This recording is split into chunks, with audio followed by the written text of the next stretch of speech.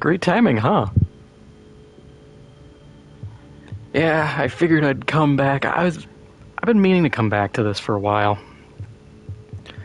I was bored and I was like, I want to play one a Warhammer game, two an ARPG. And I was sitting here thinking, what should I play? And I was like, I have this. Because originally I was going to download Diablo 3 again. And I was like, I have this and I haven't played in ages and this looks way different than it used to. Actually listing like players who are protectors, that's new. Apparently there's no more seasons. I'm a bit bummed, but I'm not surprised.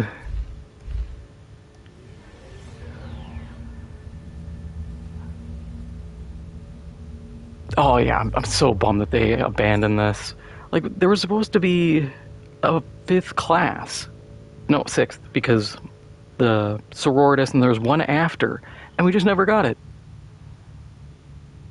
And I was really hoping we'd get it, because honestly, $15 for the sororitas was not worth it in my eyes. And I was hoping they'd be like, hey, we're gonna do another DLC like they did with the Tech Adept and give us more locations and story, but it's just like, okay, I guess consoles abandoned for reasons unknown.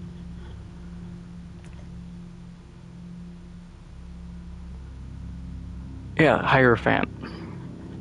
Yeah, I'm so bummed because it would have been fun to have it, and it's just like, nope, we're just not gonna do it. To be fair, on one hand, I get it.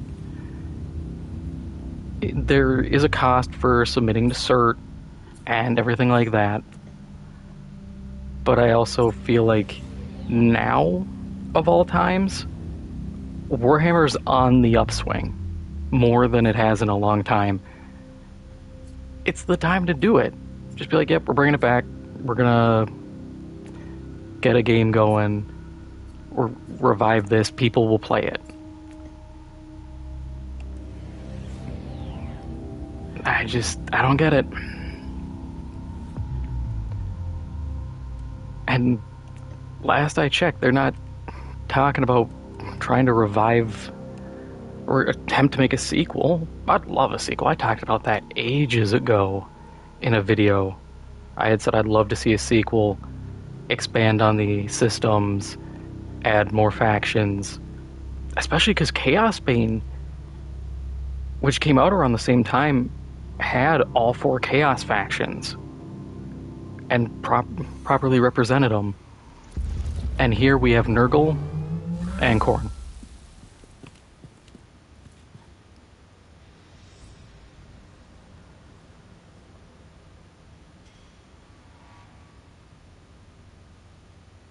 Oh god, getting one shot.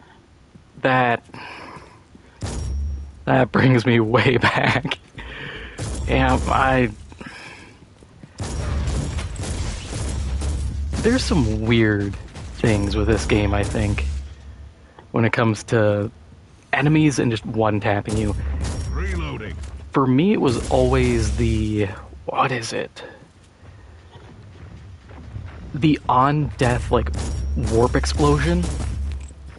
The number of times I've been killed by that is staggering. Also, the screen ripping I'm getting. You can definitely tell this is a PS4 game.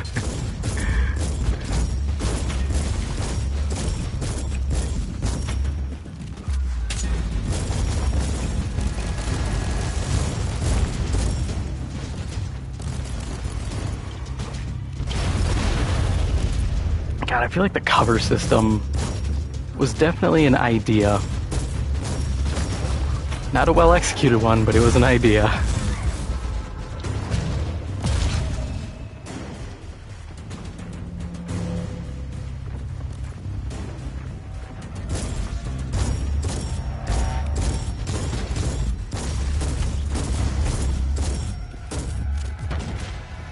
Yeah, some of the long-distance attacks are solid. Oh god, yep. Alpha Legion. I just remembered I hated fighting them because suppression. Loading. Can't snipe if I circle strafe you.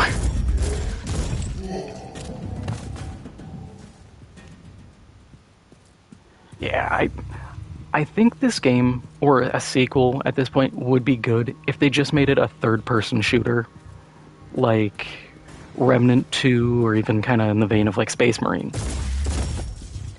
Because that way you can implement your cover system, maybe give the enemies a bit smarter AI, you can have the looting. I think they just went a little too on the nose of like, well, we're gonna make a Diablo style game, so let's just lift Diablo's whole design philosophy and just kind of slap a Warhammer skin on it.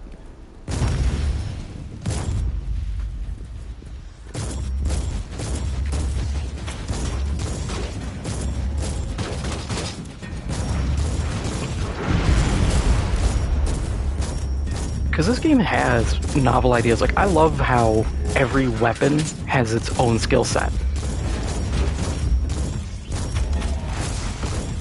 I think that was a very simple and really fun way of making weapons feel unique.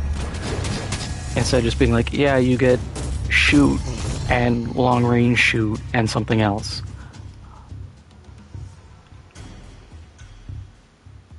Yeah, they definitely kept like half doing a lot of stuff. I feel like it was either they didn't budget well, and so these ideas that be like, yeah, we have this great idea, and then, oh, we don't have the money.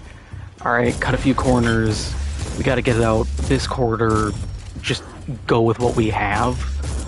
Or they had someone lead the team initially who had ideas, and then they left or got reassigned, and then it just became more or less on life support. Which is what a lot of games have happen. It sucks.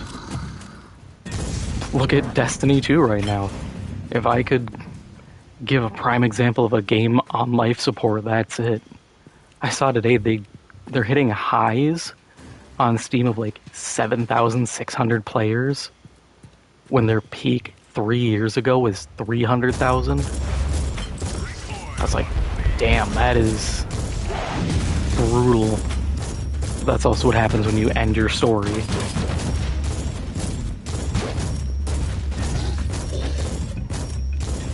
For a moment I forgot I'm fighting guys who are like 5 levels higher than me. I'm like, God, this shotgun sucks.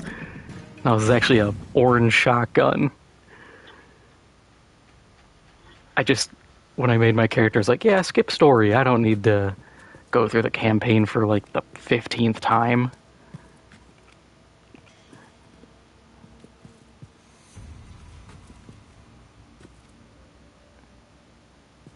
Yeah, for me, Destiny, like, I played through Destiny 1 up until Rise of Iron. I was like, at the time I didn't have the money. I'm like, I'm not gonna buy this DLC.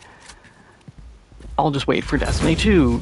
Destiny 2 came out, played it, left for a while, then Forsaken came out, and I'm like, yeah, I'll get back in. Played Forsaken, because part of the reason I quit was they had the terrible idea of being like, oh,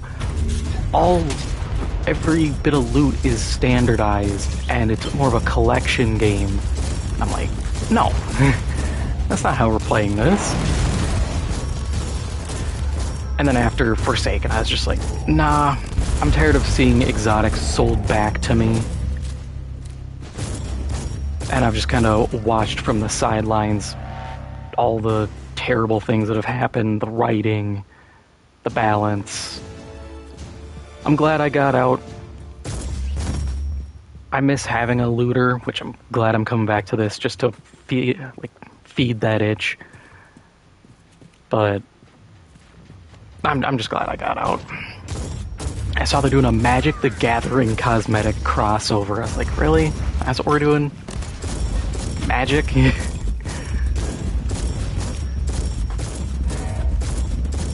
Between that and the Star Wars DLC, I was just like, what are you guys doing?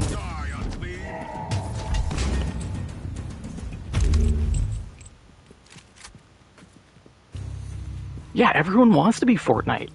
I pray to God I'm just being like gaslit. I saw a picture, they were like, oh, it was, you know the meme, tung tung tung sahur, I sound insane saying that, but like these TikTok brain rot memes, there's pictures of them in Fortnite, and people are like, oh, they're gonna bring them in as skins, and I'm sitting here thinking, are they that out of ideas? Like, brain rot memes are the new skins? I hope I'm wrong, because that is just horrible. But also, you look at everything they've done, they've hit the end. They have skins for everything. You can get into a Fortnite match and watch Goku, Thanos, Darth Vader, and Kratos hit the gritty on Thanos again. I don't know, a basketball player or somebody, a Ninja Turtle, and a Power Ranger. It's like, hearing that sentence sounds like something I would expect a 5-year-old to tell me. Like, you'd have like a nephew or a little cousin or something, like, hey, what are you doing? They're like smashing action figures together, and they're like, Thanos just hit the gritty on the Power Rangers, and it's like, sure, little dude, go for it. I'm not gonna tell you how to have fun, but when it's a company doing it, it's like, are you guys okay? Blink twice if you need help.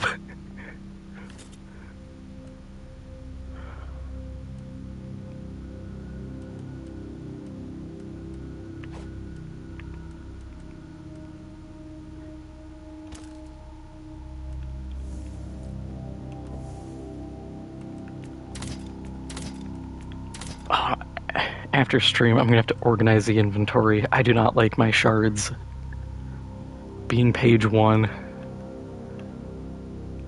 All of this should be page 2 and 3. Also, the fact that the judgment shards aren't with the other tier 1s. My OCD does not let this slide.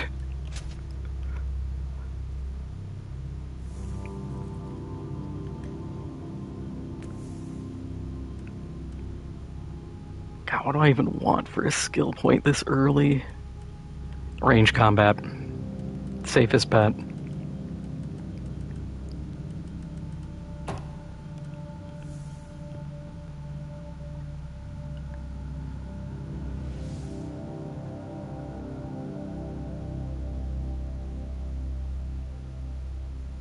Oh, I was the same way with Psalm codes.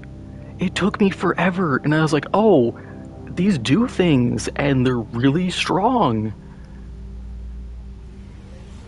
And the whole thing was I had to pull it up on my phone and find the Psalm code list.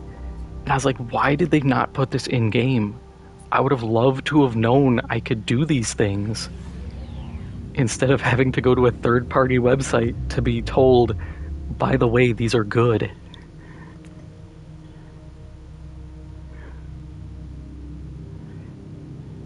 I want to say, aren't they kind of like... Because I'm trying to draw a comparison. It's like the runes in Diablo 2, where you could do the runes and they would have like a rune word. Yeah, actually, as I think about it, that is literally what it is. I can't fault the devs for doing this. Hang on, I have to check something. Are these... No, it wouldn't be under that. I'm trying to think, because isn't this published by Nacon? Or Nacon? N-A-C-O-N? Because they're currently dealing with money issues, I remember seeing a week or two ago. They had to declare bankruptcy.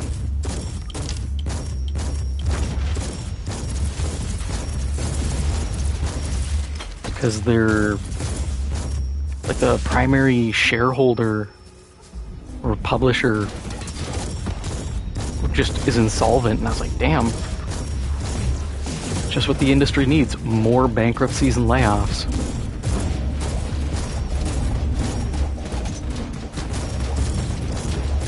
Yeah, the system was not explained.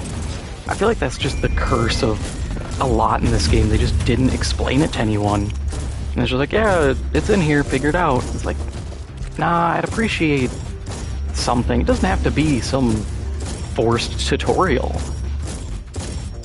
But have like a little handbook with a page that's like, hey, yeah, you can do this, and even if it was just like, hey, experiment, test some things out, see what you find, and after you find them, it unlocks them so you can just auto press, put these psalm codes in to get this.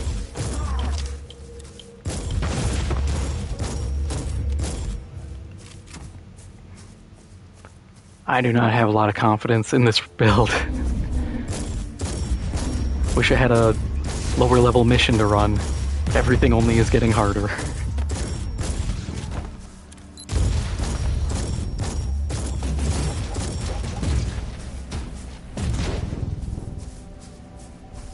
Yeah, like,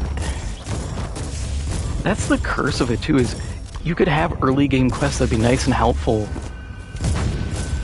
but it feels like a lot of devs, when they do that, it goes from like, hey, here's a basic explanation, to either they waste time dragging it out, or they do like the yellow paint effect of just like, we explained it to you, now we are going to make sure the dumbest man alive will know how to do it every time. It's like, no, just, there's a middle ground.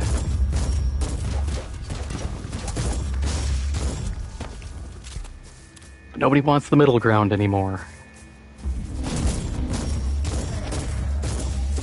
Kind of like the stuff with Fortnite. Everybody wants to appeal to everyone, and it's just not viable.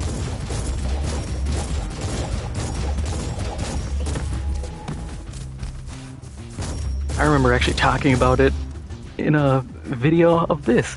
I had talked about Darkside Phil and how at GDC years ago they used him as an example of who they have to kind of make games for.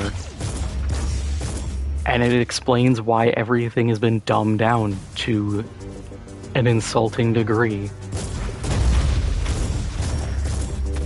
Okay, what hit me? Oh.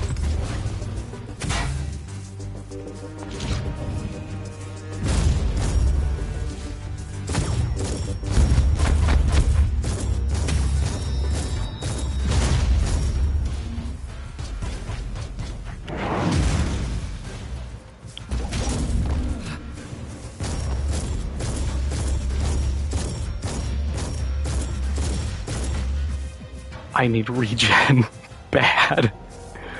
Oh god.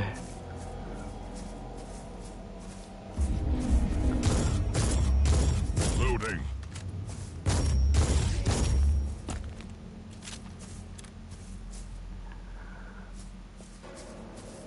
Yeah, it really does. It ruins a lot of games because it takes a lot of potential depth out of them. Because, like, oh, we can't have... A good example is even just weapon modification. It's like, oh, we can't have, you know, point values. Everything's got to be just, you can fit it in a slot because people don't want to do basic math. I'm like, really? That's the hill we're dying on? Basic math is too difficult for people? Leave me alone. I just need to heal.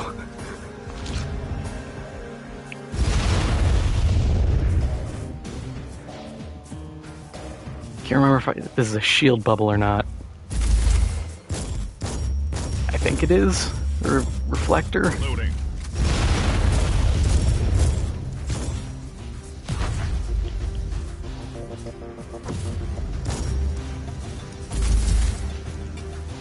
And my other loadout is not that good either.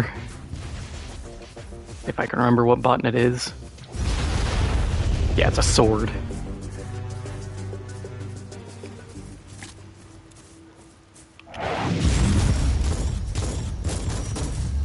Actually, That fourth ability hits hard.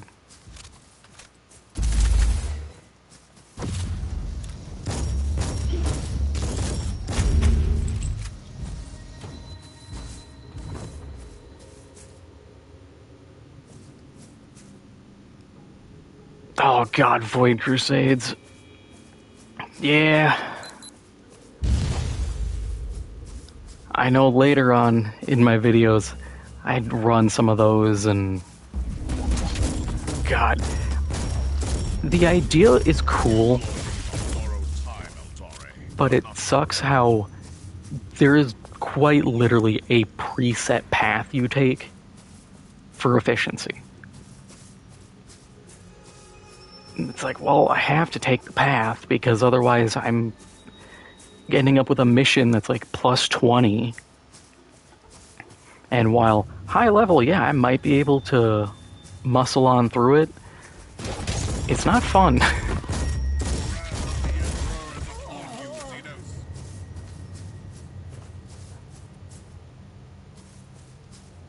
Man, step arounds, in fact, stop, man. Who'd have thunk it?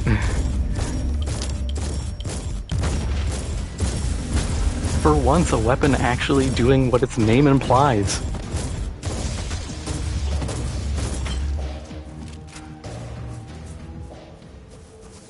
There are weapons in real life that don't even do as their name implies. Look at the Cobra Terminator.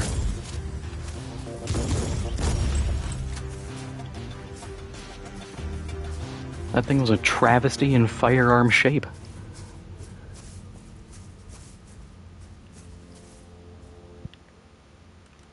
Do I have anything in my inventory I can use? Somehow this armor... Oh, it's the turret! That's exactly what I wanted. I would use digital weapons, but the loot quality is what's really keeping me running here.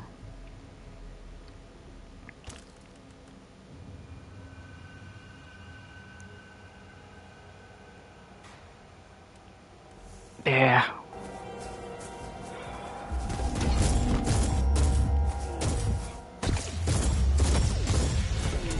Go, turret.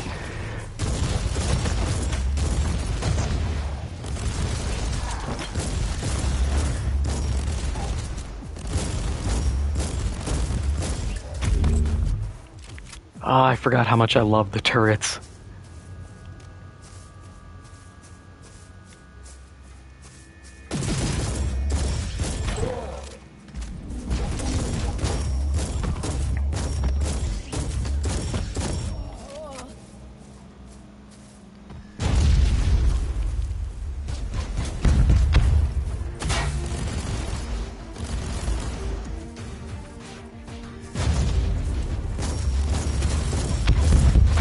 Yeah, melee is fun in co-op, or you have to have just an absolutely stacked build.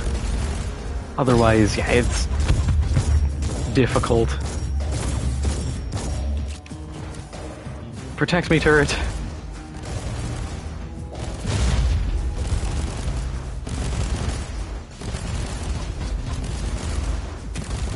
I'm glad it doesn't care about my turrets at all. It's just focused on me.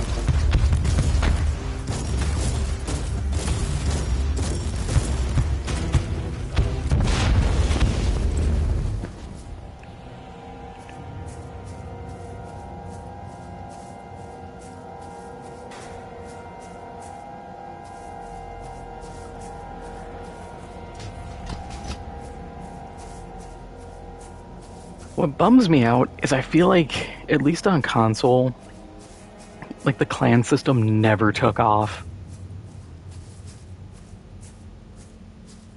But I feel like part of that is there was just no incentive.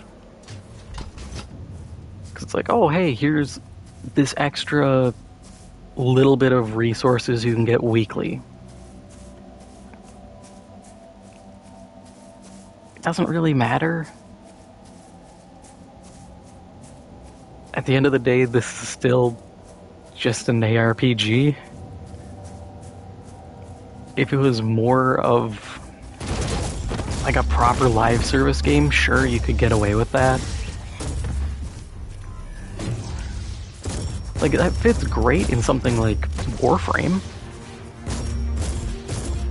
But Warframe, this is not.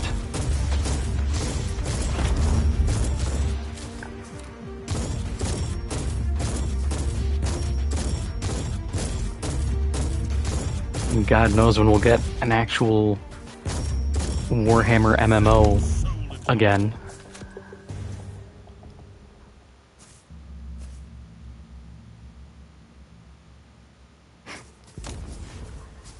Yeah, I think part of that too, for so few console players, is this game is old.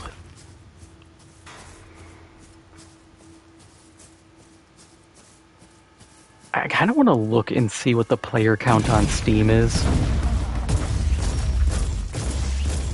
Just out of curiosity to see if this game is just dead all around or if it's just here.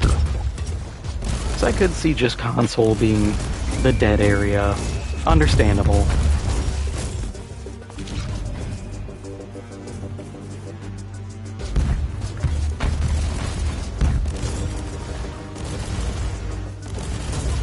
God, that man-stopper shot was gross.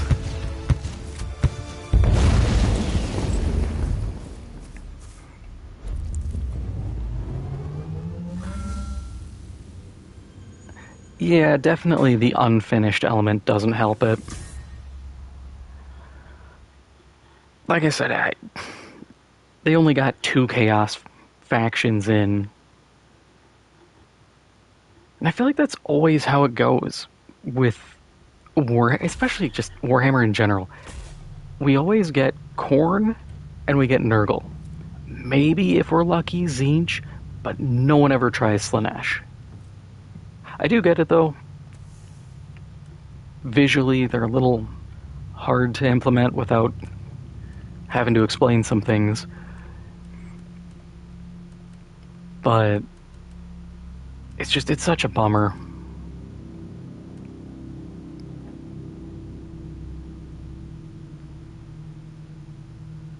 Yeah, the RTS games are the only ones that really go anywhere with them.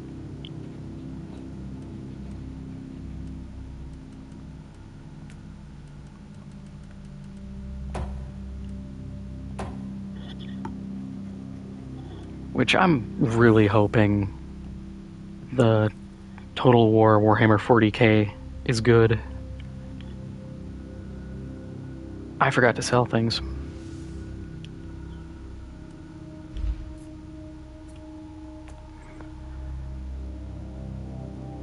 I'm just worried about the Total War because the maps they showed look really, really choke pointy and funnely, and I'm like, if you make it too easy to funnel, I think that's going to kneecap certain factions really hard. But you also can't just do open field battles every time. So you're in this weird position of where do you go with it? Do you do a little bit of both? I hope Dawn of War 4 is good.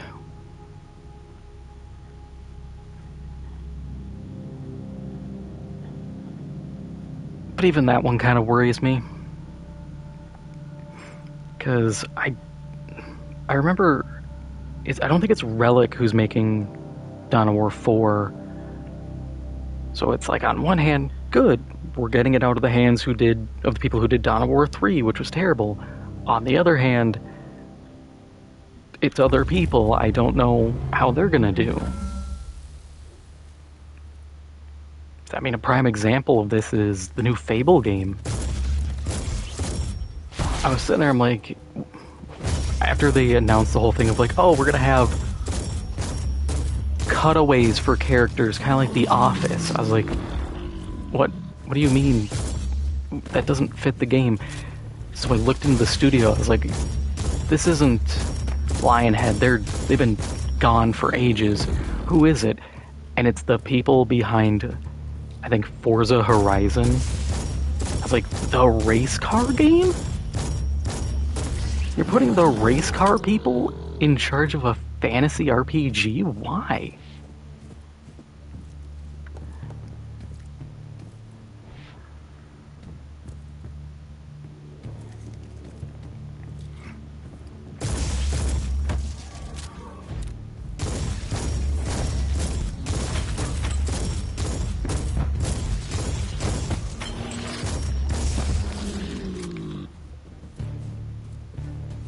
Man, I just feel like I'm worried with like every game coming out nowadays.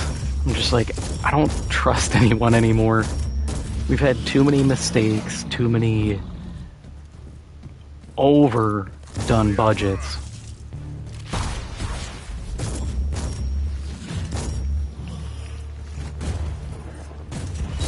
No, I'd like to target the guy in front of me, please.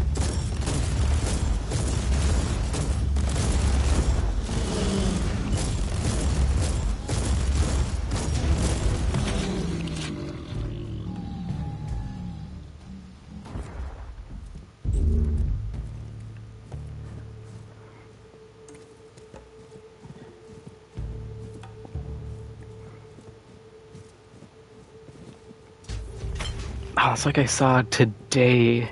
God, who was it? There was Red Storm. Red Storm just got shut down. The people behind like Rainbow Six games pre-2012. Those in Ghost Recon. I was like, oh, great to see another cornerstone of the industry go away. Love to see it. That always makes me happy.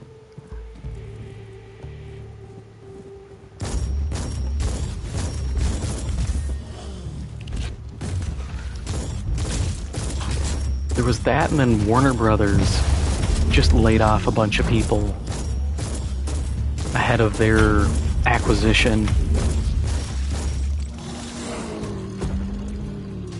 I remember people saying, I think we've hit like 1/3 of American game devs have now been laid off in the past 2 or 3 years.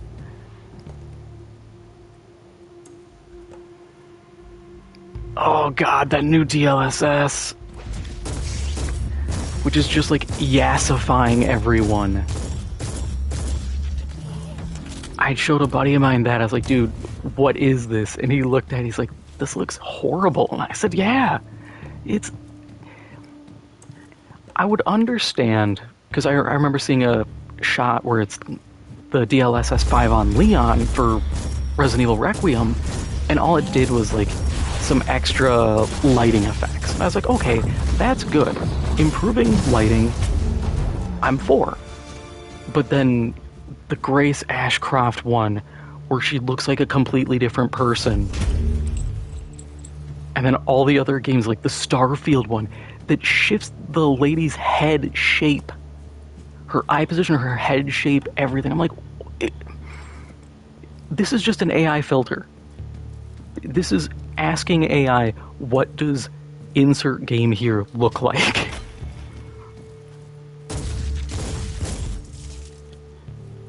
Oh god, it's so bad. And then I saw that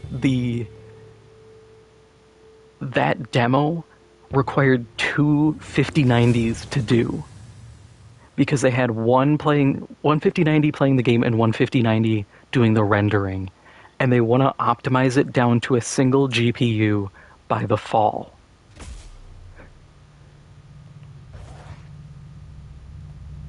And I was like, really? Like 6 months? You think you can optimize this down a whole graphics card? I mean, if you can, Godspeed, but I don't know, man. That's ambitious.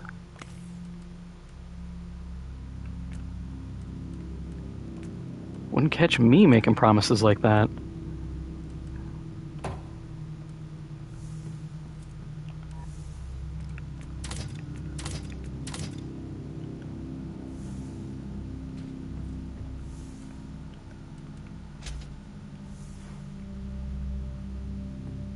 Yeah, it is just the AI slop filter.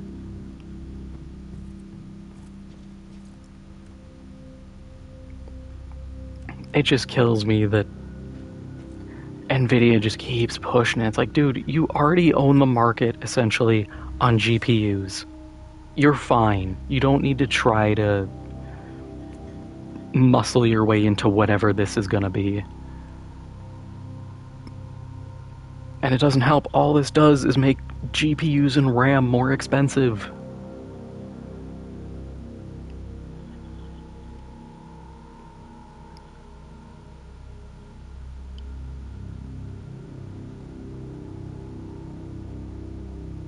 Yeah, I hit the same point where I'm like, I don't really want to max out this character.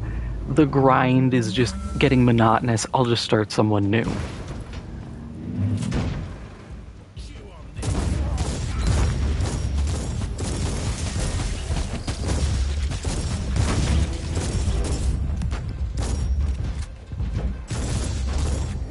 Because it's entertaining just leveling up a character.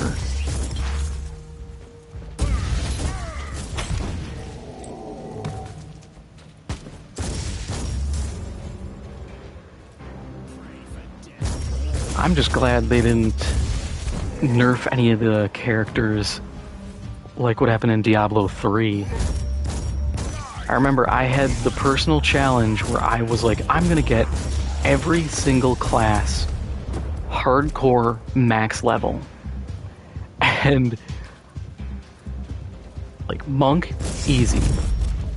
What was it, like Paladin or Crusader, easy. Demon Hunter, super easy. The Wizard or Mage or whatever it was, I went through about 8 attempts before finally succeeding. It was a nightmare. Because they kept nerfing that class. Because apparently early on in Diablo 3's lifespan, they had made some of the abilities stupidly strong, and their solution was to just nerf those, and the guy was just a glass cannon without the cannon, he was just the glass. I remember suffering through it. I was like, I'm never playing this stupid ass caster again. Which is impressive because I love playing casters in games. But that one just, I couldn't do it. I succeeded and I was like, nope, game deleted, I'm out. I had my fun.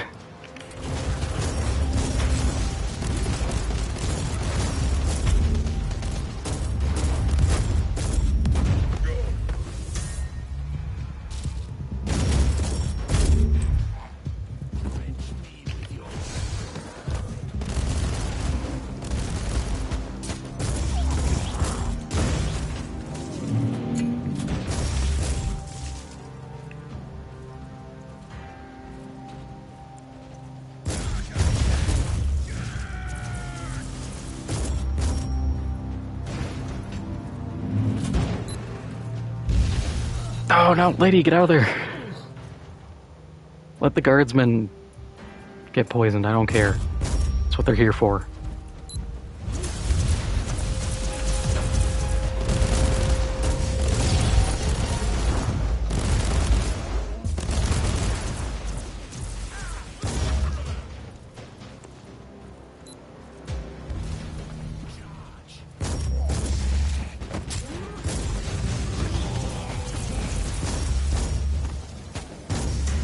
Man, this... I know I talked about it in videos, but I wish Eternal Crusade didn't flop. That would have been so fun. A good PvP Warhammer game, considering the only other good one we have is Space Marine 2, and sometimes that's dubious. Getting grappled by Vanguard players is not fun.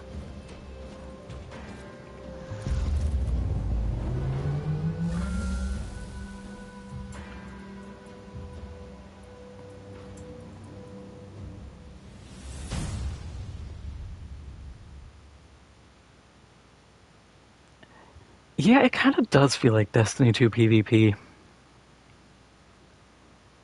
I think it's because of the map, part the maps and part the match types. Because it's just TDM and domination.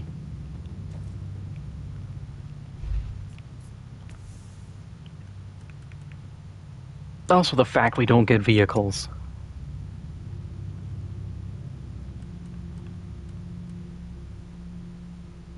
Like, I want to see someone roll up in a rhino.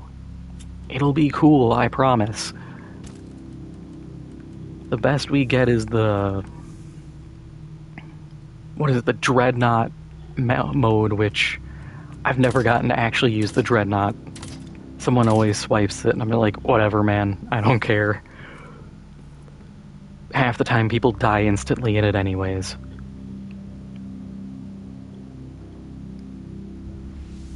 Yeah, and honestly, verticality and just space. I kind of hate the fact that we're stuck with 2 of every class.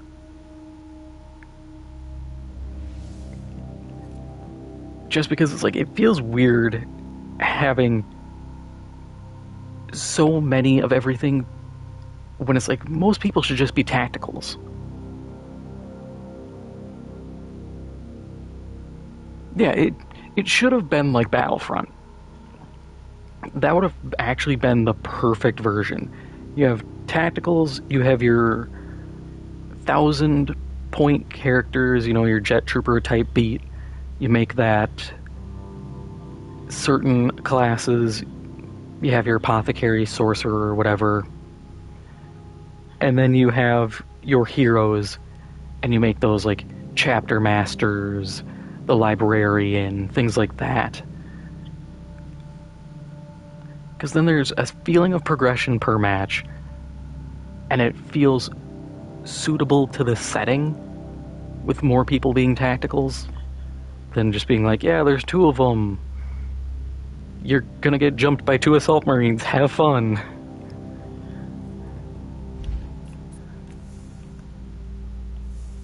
Right. Passives. I was like, I backed out for a reason. What was I doing? Sure. Can't say no to just more damage.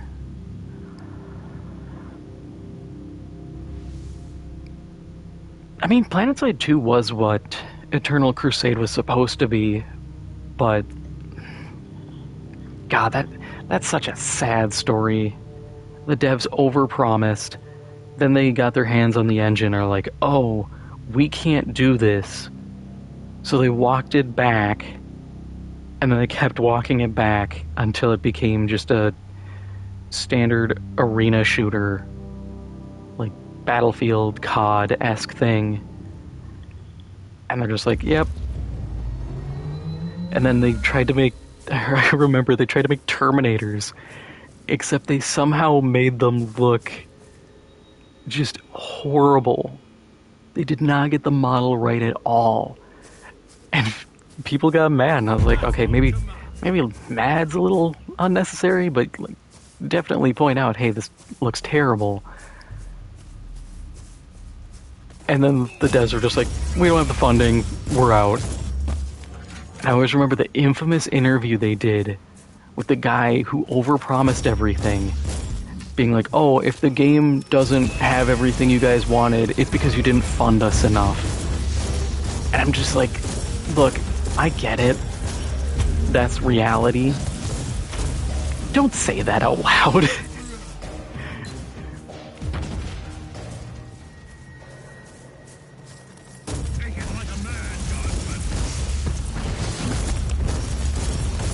Also, if you're running a project like this, it's your job to know your budget and your scope.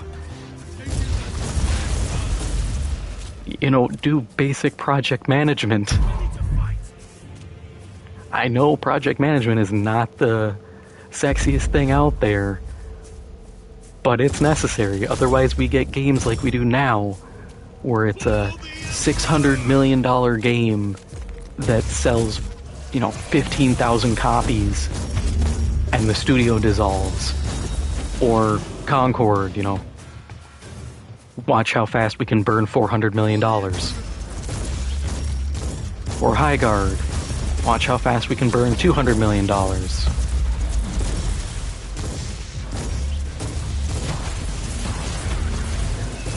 Man, Highguard makes me sad. Because they had good ideas. I actually really liked the base, like, design they had. I was like, oh, this is really cool. But the fact they made essentially a MOBA without minions was weird.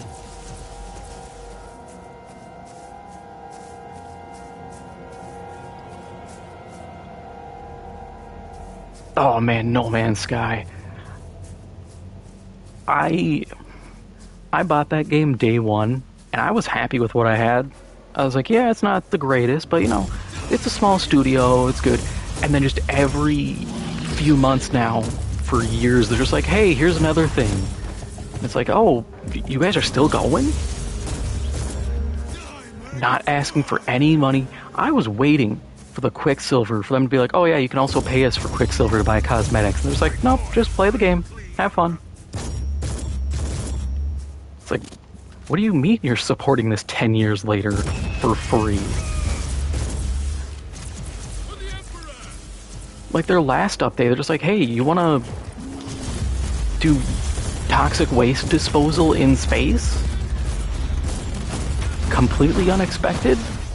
Had fun doing it, that was really neat. But it was just like, you just keep adding stuff.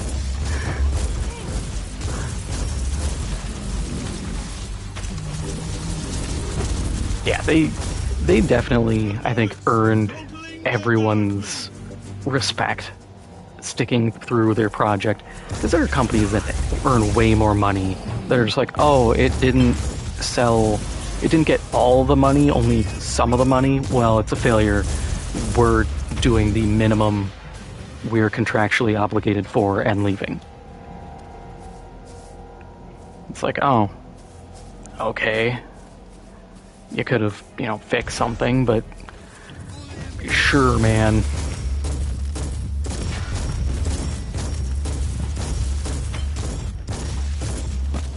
I do think part of why Hello Games has supported No Man's Sky for so long is I think it's a test bed for Light No Fire.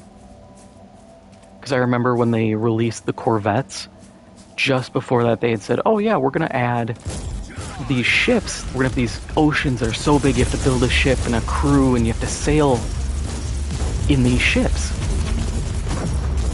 And then we get the Corvettes and I'm like, okay, this could easily be tech demoing. And what a great way to do it. Instead of having this either very small test bed that you're working with or just kind of slapping stuff together and hoping it works, you use your community. You tailor it so that the core system can be transferred over, and you go from there. And it works.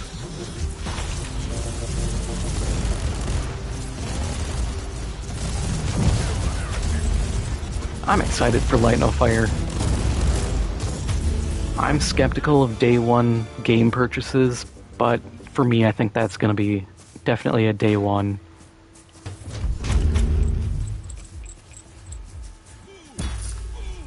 Ooh, bolt gun.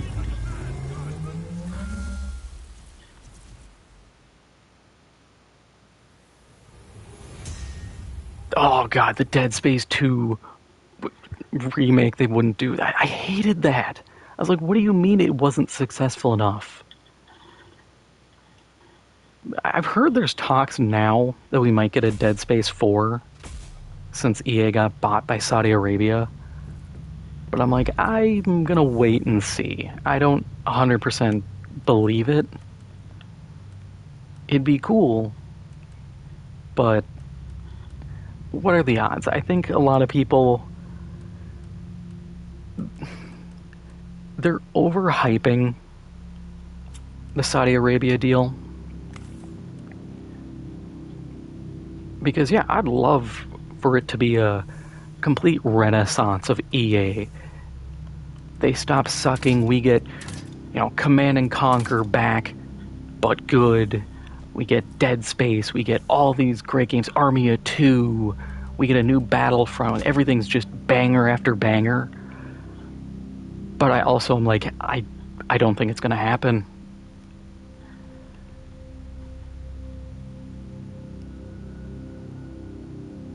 Yeah, Dead Space 3. I have mixed feelings on Dead Space 3. I like co-op, I think that's fun. But I also think co-op really makes horror difficult to achieve. but at the same time, you're on your third game. People know what to expect. So you're in this weird spot of like, okay, how do you keep the franchise fresh? I think you could do horror with co-op, but you need to split players up super hard.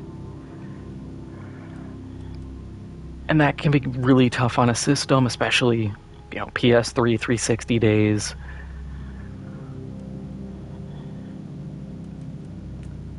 It's a difficult one. The microtransactions, though, no, there's no excusing that. That was absurd. That sucked so hard. Also, I liked the weapon crafting, but I also hated the weapon crafting.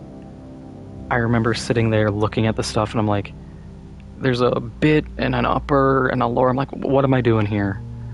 And then I'd see people were like, oh, if you put this, you can get bullets that stasis enemies. And I'm like, what? No. Don't. That's stupid sounding.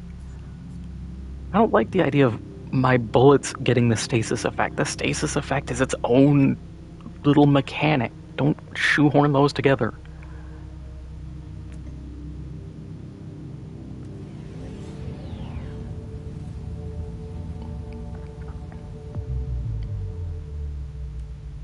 Yeah, I would definitely say it definitely fell into the Resident Evil-esque feeling.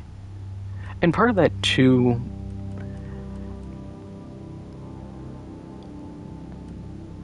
part of that is also, like, Resident Evil fell into this issue of, like, it couldn't keep being Resident Evil 1 anymore. Because I remember people complaining about RE6 a ton.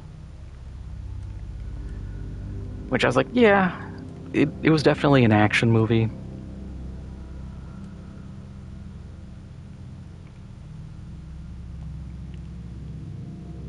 I would like to see... Because did you ever see the...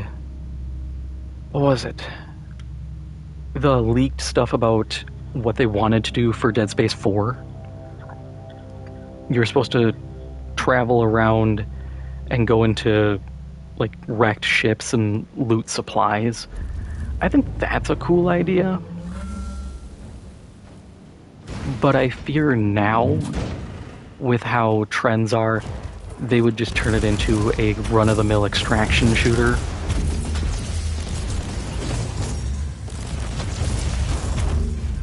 Which, as cool as it would be, I think they would make necromorphs not dangerous enough. Which would be the biggest issue.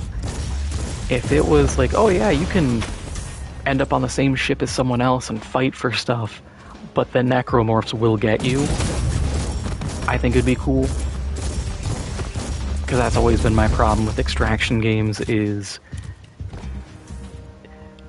it's PvE, but the E is not dangerous enough to justify anything. It's only if you get jumped or, Tarkov, where you get the one sniper scav on, I think, Exchange, and he just pops you in the noodle. Or you get, like, Tagilla on you. But short of that, it's just like, oh, here's random McBum man. He's gonna die in 2 bullets. It's like, oh, okay. Wahoo.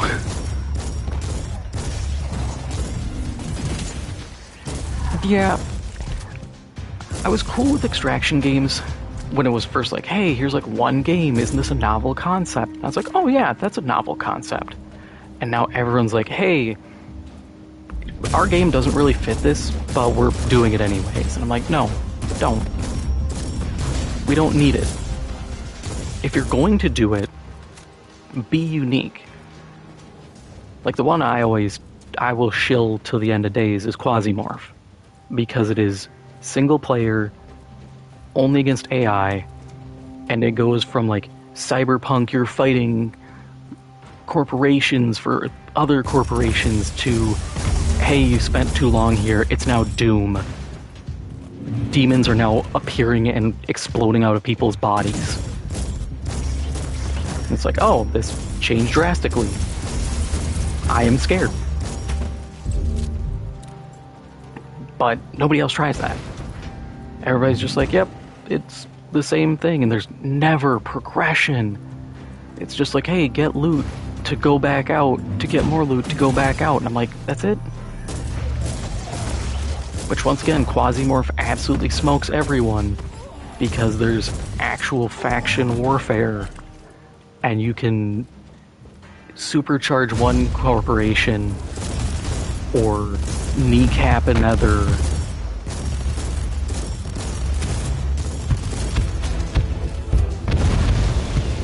It's such a good game.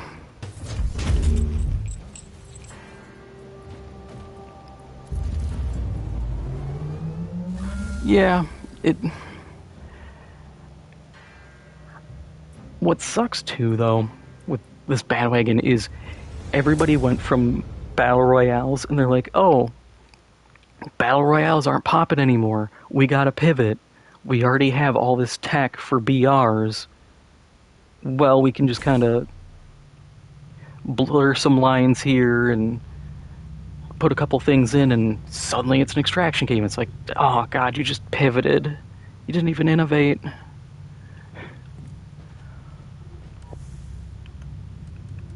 I want to go back to just like random games having multiplayer modes.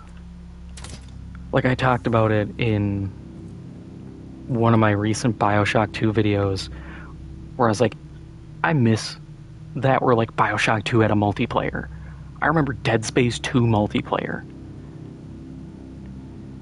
Absolute like jank, but it was fun. Yeah, innovation doesn't make money, sadly. I always remember the saying, oh god, I'm gonna screw it up because it's been ages, but it was something along the lines of like, you're either innovative or original, but you won't be for long. Because the second something good gets created by someone, everybody just jumps on it, and then it stops being good.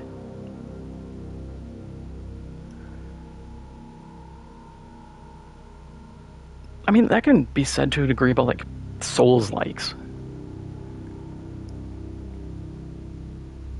Damn, Mass Effect 3 multiplayer was good. I'm so mad that they didn't include it in Legendary Edition. I was like, you remastered everything. Why didn't you just toss this in? I get it, server costs and everything. But I feel like they could have done it and still got people to play. Probably would have got a few extra sales off it.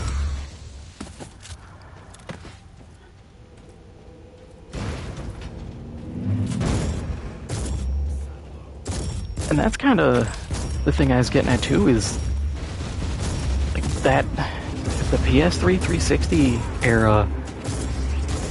Yeah, there was a lot of shoehorned multiplayer, but there were some great ideas. And there were some fun multiplayer modes.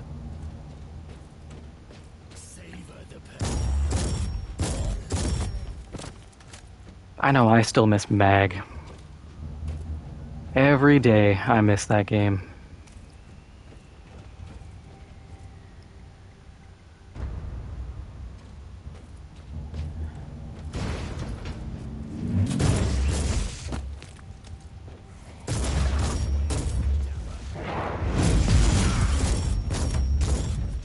Oh god, just thinking about Mass Effect multiplayer, I just remembered Andromeda exists. Why do I have to remember that game? I'm glad I never bought it. I knew from the get-go, I was like, this looks like it's gonna be bad. But it just kills me. Just how bad it was. That was probably like the first game I ever remember, like a major game performing so poorly that the devs just flat out said, yeah, we're not doing DLC.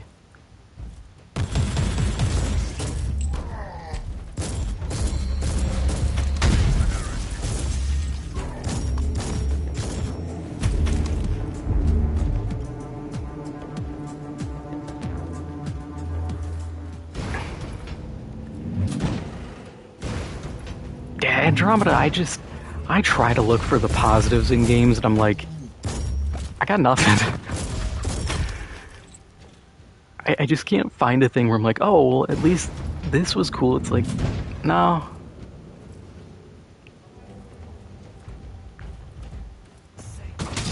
I want to say that was made by, like, their junior studio.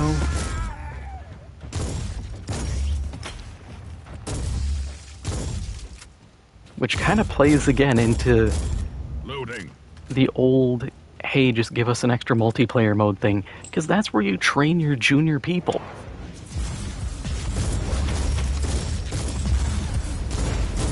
I think it's a lot lower risk being like, hey, you guys get to make a multiplayer mode or support that for a couple months, instead of being like, yeah, you get a whole game.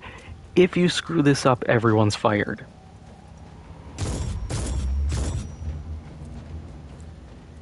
Like, yeah, no pressure, just your employment on the line. Hope you understand this engine.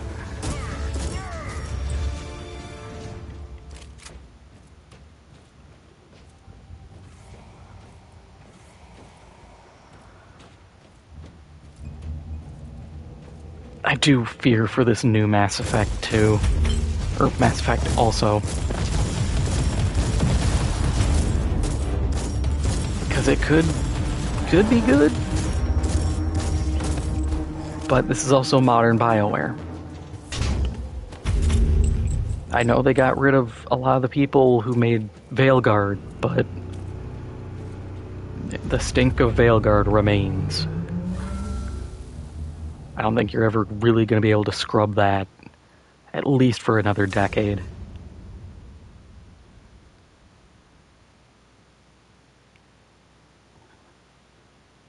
I can't believe how bad Veilguard panned out to be. It was genuinely impressive how just disappointing it was.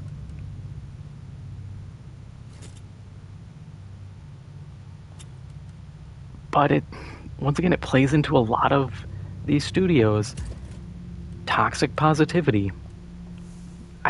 I don't get this mentality of like, oh, we can't have criticism in our dojo. Nah, dude, have some criticism. Have some self-reflection. You don't have to be like, oh, everything sucks, our projects are terrible.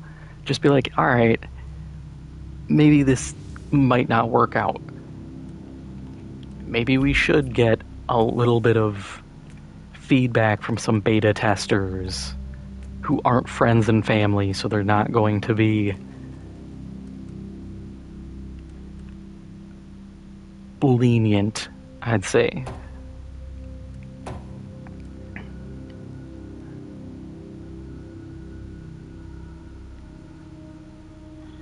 Yeah, I liked Inquisition.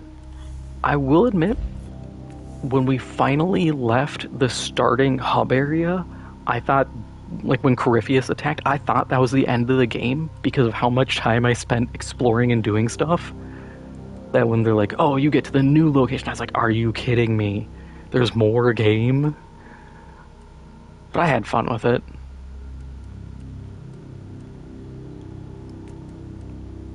I wish we had more games like that where I'm actually shocked that there's more to it than what I thought.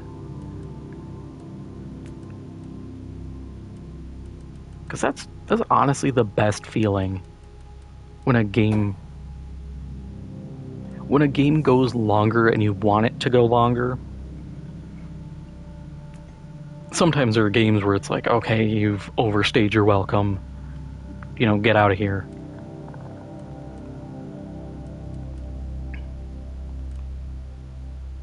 I've had that.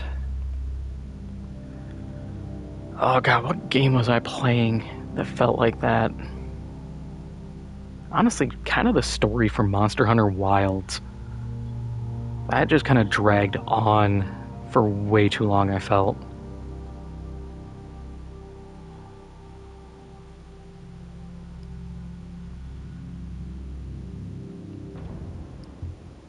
Oh, I'm the same way though.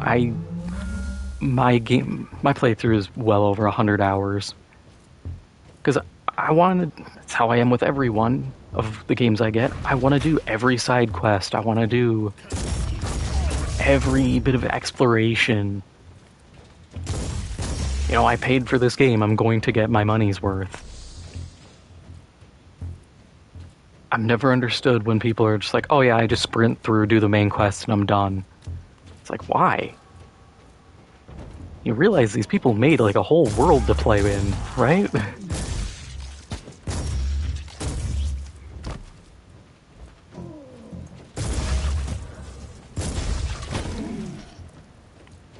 Like, one thing I don't think Inquisition got enough credit for was weapon design. They had some really good weapon models.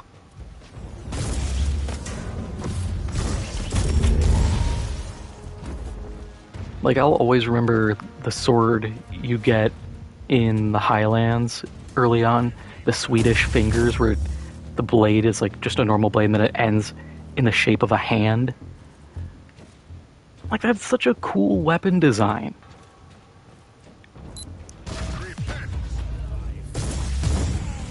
And of course you have like the classic meme weapons and armor, like I think there was a cheese wheel and some other stuff, and it's like, yeah, those are fun.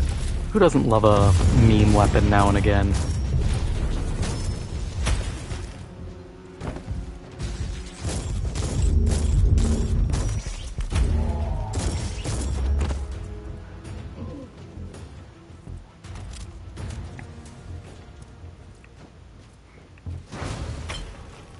My only complaint that I really have with Inquisition was I always play a caster, and I just hated like standing still, just like spinning around with my staff like it's some disco stick, shooting stuff at people. I'm like, I'd like to move. I feel kind of useless just sitting here swinging my staff, getting jiggy with it.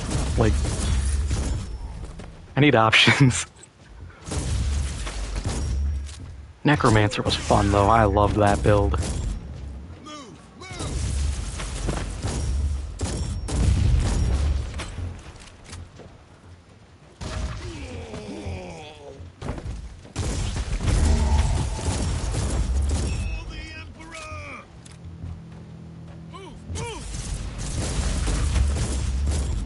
I never got the DLC.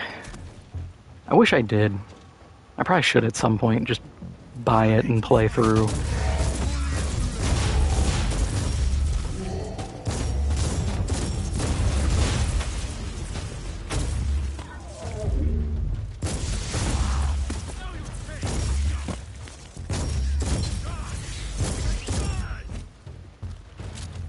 I'm trying to think, did BioWare ever say anything about making an... Oh no, because Veilguard, I forgot. I was about to say, did they say anything about making a new Dragon Age game? They did. It didn't do well. Shows how bad it was that I just passively erased it as a Dragon Age game. Ears are bleeding. Stop the Emperor from making noise.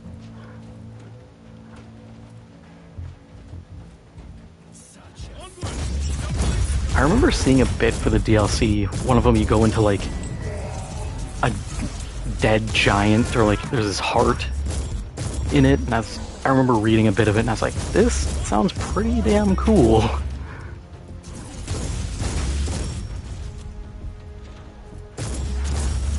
I feel like that's one of the biggest, well, there's a lot of disappointments with Veilguard, but like one of the biggest ones is just knowing how good the setting is, and then seeing that game, and it's like, oh, this is sad. The characters in this game are just self-insert OCs, and they suck. I miss Varric. I want him back.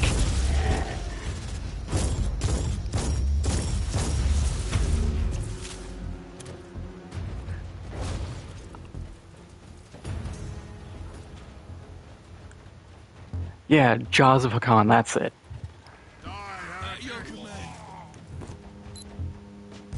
Yeah, I was about to say that too. Like, they did Scout Harding dirty.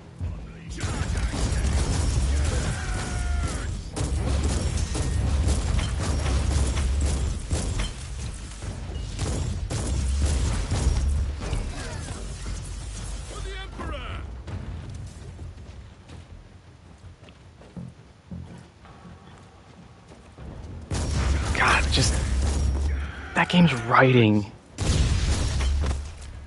I can't believe Wizards of the Coast picked up like the director for Veilguard.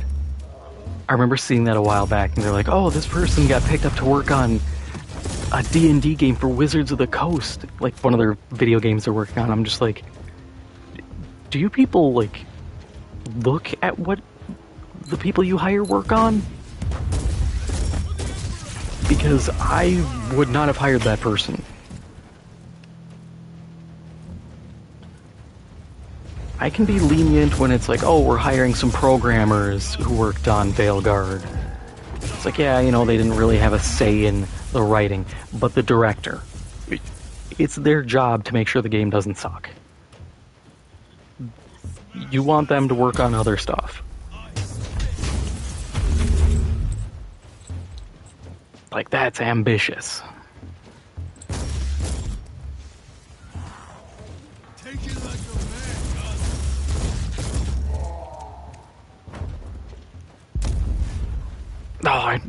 I'm just like running through memories of what I've seen of Veilguard, and I just remembered some of the gameplay footage from reviews, and it just the enemies looked bad, the combat looked bad.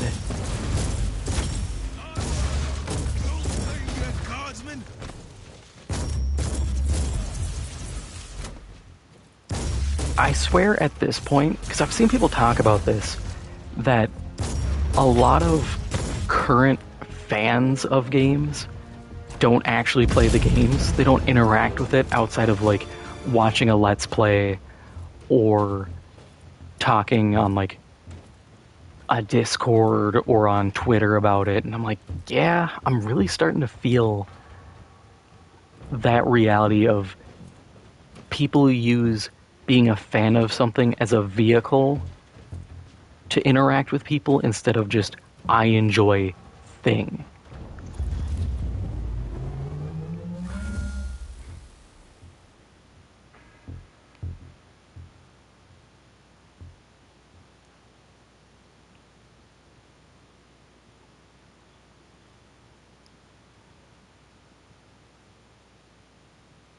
Yeah, it really was. It felt like they were trying to be God of War.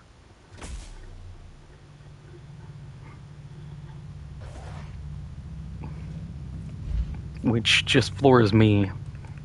I get it, there are new God of War fans out there. I'm not one of them. I love Norse mythology, but I was not big on the new games.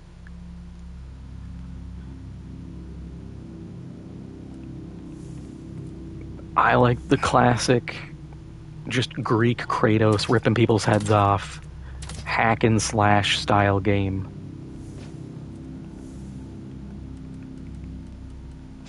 I mean, hell, that was so good.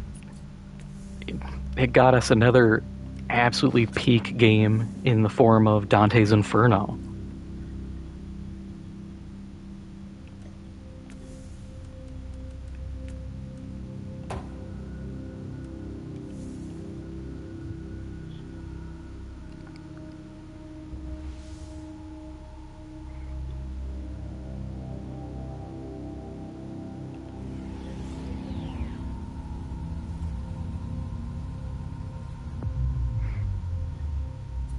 Yeah, the story wasn't bad.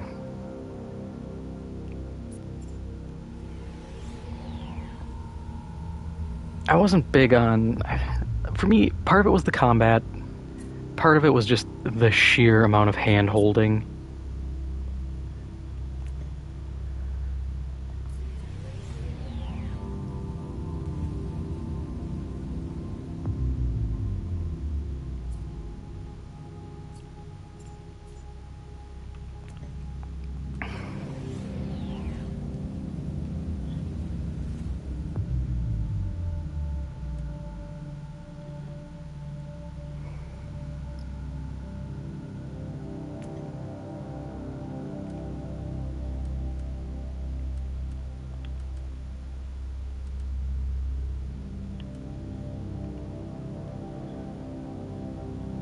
Oh boy, enemy heat resistance. Good thing I do not have heat damage.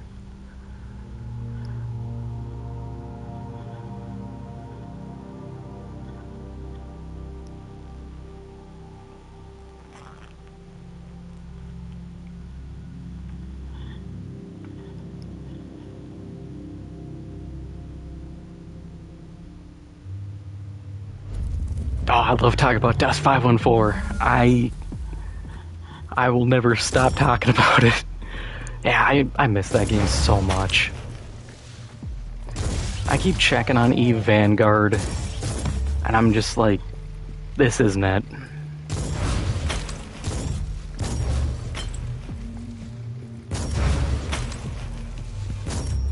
The fact that you can aim down sights and it just highlights players, I'm just like, no, don't. If you have that bad of like visuals that people can blend in, I would just change things. And it's an extraction shooter. They try to be like, no, it isn't. It is. If they wanted it to not be, they would need to focus more on like the sandbox elements. I was actually talking about Dust, I think yesterday with a friend of mine, because I was talking about Helldivers 2, the Vox engine enemy, and I had said, yeah, if they had made those like hang back and just buff, those would be a cool enemy for like in Dust in a PvE for Sanchez Nation. You know, being this kind of command vehicle. Oh, I wish we had gotten PvE. That would have... I'm not going to say it would have saved the game. They needed to port it and not spaghetti code the hell out of the game. But I think it would have kept more people playing, and you would have gotten the more PvE-focused players in. Ah, I miss that game so much. I still will go to, like, the YouTube channel Massive G, because he has a playlist of it, and I'll just watch them. And it's just kind of reliving the old days.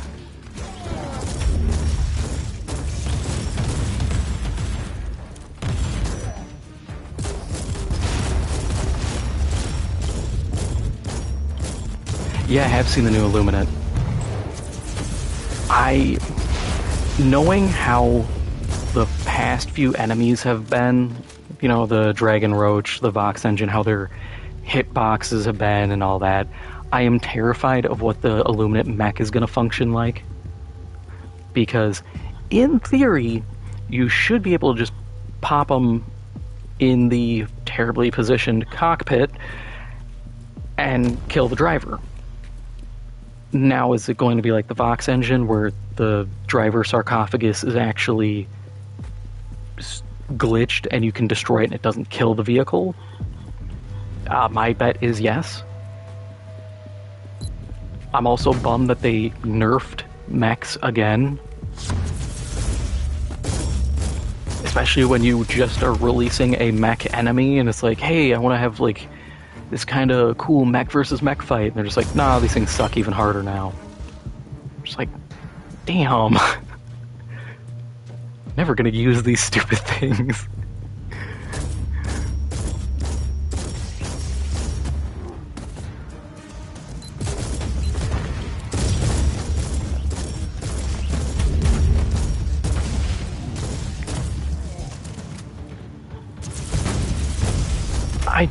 I hope I'm wrong, though, and my pessimism towards the new Illuminate units is completely wrong. Because I would love for them to be just awesome at launch, a great enemy, and it makes people actually want to fight Illuminate. I feel sorry for, like, the 6 squid divers out there, because it's like them, and that's it. Unless there's a major order, and then everybody kind of begrudgingly goes over.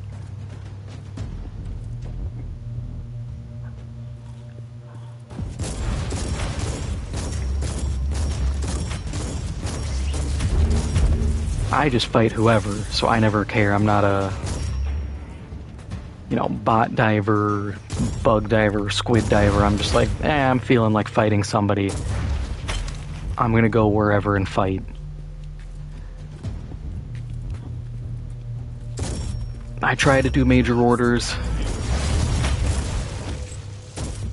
even though I really wish Arrowhead would change how planetary conquest functions.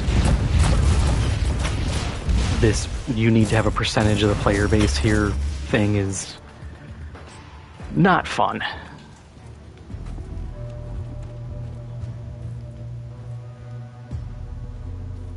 Yeah, I mean, following the MO is probably the best option.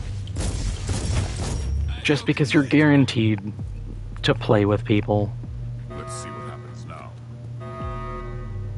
I know I've had instances where I'm like, oh, like when I do my loadout roulettes, and it'll be like, oh, you get to go against... I think one time I had it against the automatons, and the most player, like, dense planet had like 600 people. I was like, oh, this sucks. Because I think it was against bugs at the time, so everybody's just jumping Terminids like there's no tomorrow. I can't blame them. Terminids have gotten real easy. I hope they don't change that. I really don't feel like having them be like, hey, we heard that you think they're easy, so now Bile Titans don't die, they just split into two smaller Bile Titans with the same health as the original, or something insane.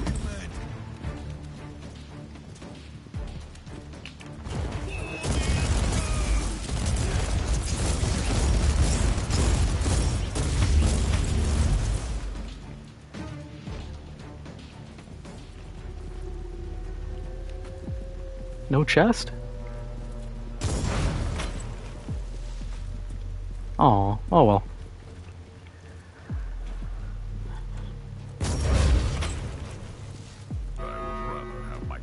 Man, I love playing ARPGs. I don't have to think. All my higher brain function can just kind of like go elsewhere. Reloading.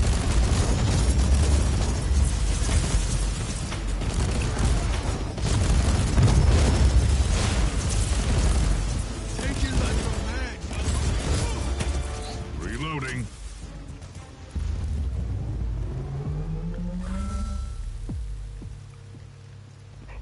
Yeah, I've been wondering that too. Because, yeah, the Killzone crossover was good. The Halo one was also good. They fit in perfect.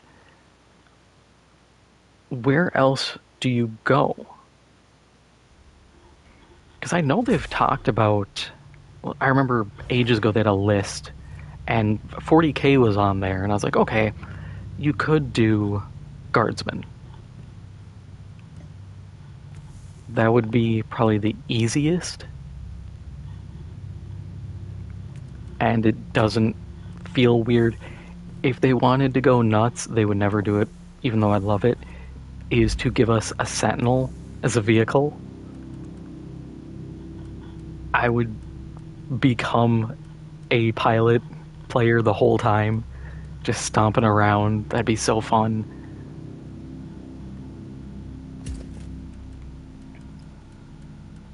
But that's also a pretty big ask, because then it's like, okay, well now you have to have a new model and animations, and it's easier to just do a weapon, some weapons, some armor, some vehicle skins, bing bang boom, done. And I'm cool with that. It doesn't need to be the be all end all thing. I'd love like some Kasserkin armor.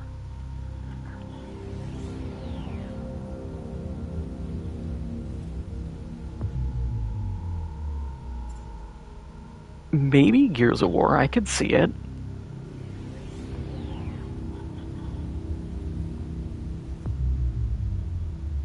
Because you could do either, I'm trying to think, either the COG armor or Oh god, what was this other faction before the Locust appeared? Oh, I can't remember. They had green armor that looked really cool.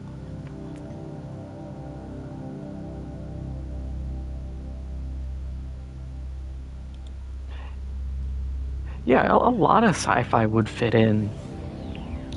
And it wouldn't be that hard to really tailor stuff. You just can't go crazy.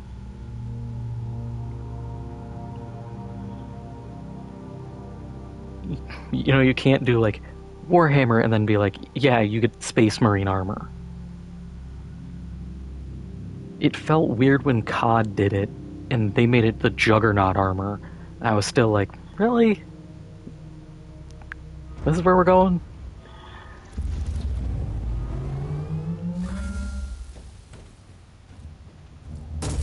I do wonder what they have planned for the next War Bond, even though we just got the essentially World War I War Bond.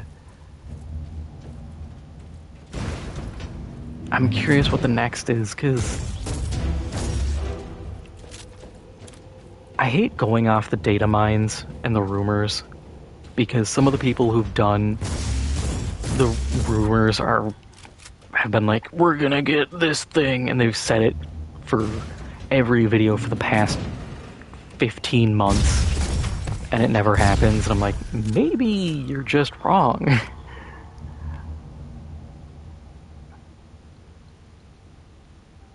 Yeah, we do have kind of the pseudo ones with like the RoboCop and Judge Dredd stuff. I do love the Warrant. That pistol is fun. I do wish we could get other ammo types though.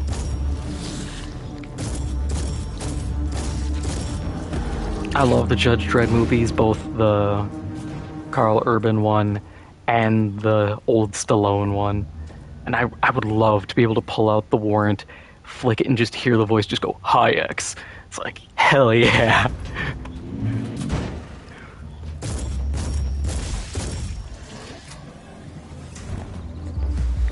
You just can't do a Judge Dredd crossover with the comic books. Because once we start having Judge Dredd fighting death, it gets a little weird.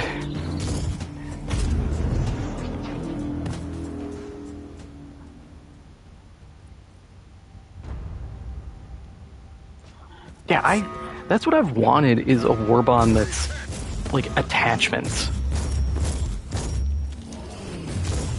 Because one of the leaks I saw a long time ago was that we're supposed to get gas rounds for the Jar Dominator. And I'm like, I don't know if I would use, like, I would get it and level it, but I wouldn't really go out of my way to be like, oh, I need to get the Jar gas version. I'd rather just tailor my gun for the situation. It's like this new Warbond. I love the undermount flamethrower. Reminds me of Black Ops 1. I was one of those people who abused that flamethrower to the end of days. But I want it on other weapons. I think the coolest thing would be you can release these weapons with the attachments or the new stuff as a default, but then let me put these on other weapons.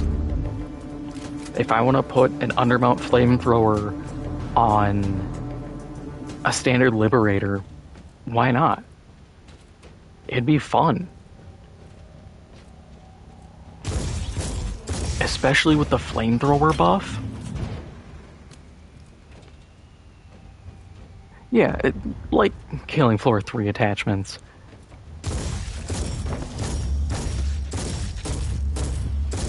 Just without me having to spend 400 biosteel trying to roll one foregrip only for it to continually be the same 3 abilities again and again and again.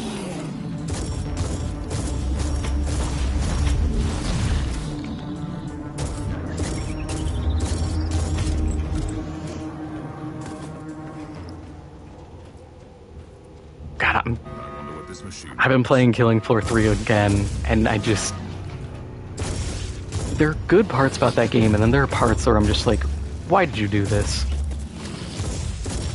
Like, oh, you regenerate 1 HP per second when you're below 25%. Reloading. My guy, 25 HP is not gonna save me from anything. Like, it doesn't matter how many times you bump me back up to 25. Anything short of a clot just walking by an open palm smacking my ass is gonna kill me.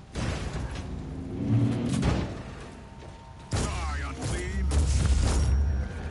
Or it's like, you get a 3% chance on kill to get 5% extra damage. It's like, what? No. Even if I stack this on every attachment, the payout isn't worth it.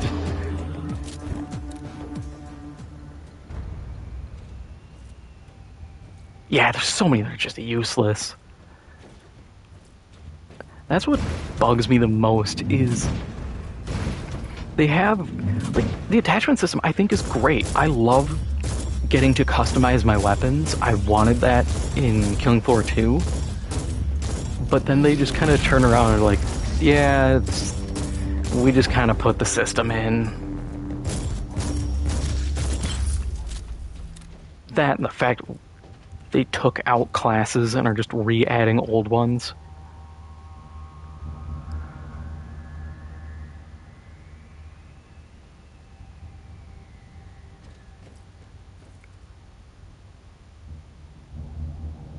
Yeah.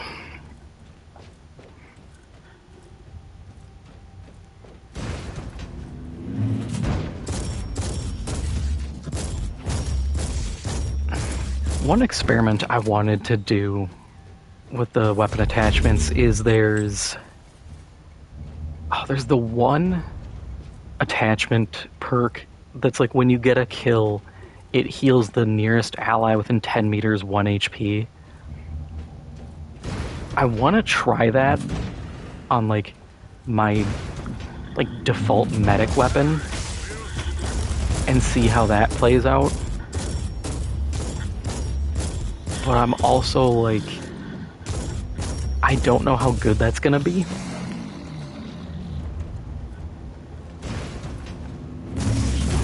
I feel like I'm just better off running just like stumble chance or stumble build up and stuff.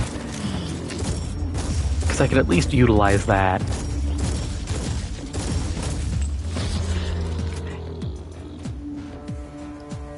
I feel like they changed the proc rates on status effects the last update too, because I was hitting guys with some of my weapons that have like one thing of 15 toxic buildup, and suddenly enemies have toxic, and I'm like, you never had this before.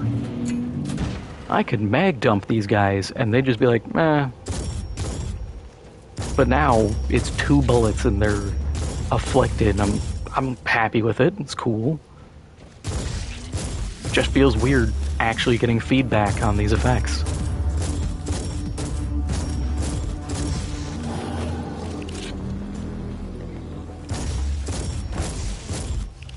I would rather have my tech grease dealing with these.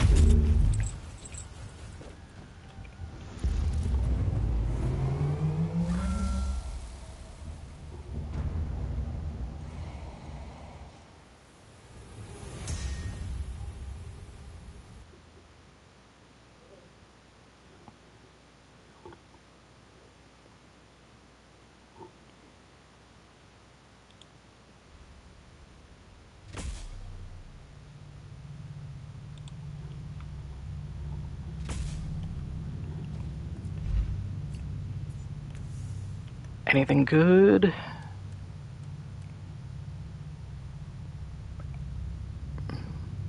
I mean, I'm not gonna have the warp vulnerability on warp damage dealt, so that's kind of useless.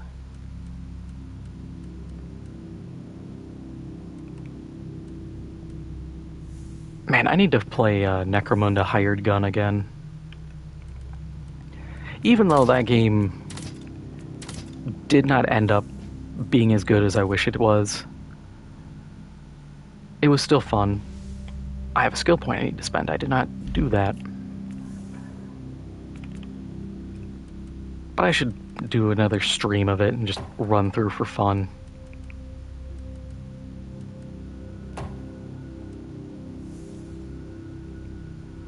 Just thinking of Necromunda, that reminds me of the Underhive Wars game. I wish that was better. That was such a cool idea. But they didn't get, like, all the gangs in, didn't get any of the special units they should have had in. I feel like a good Necromunda game would absolutely sell well. I'd play a ton of it.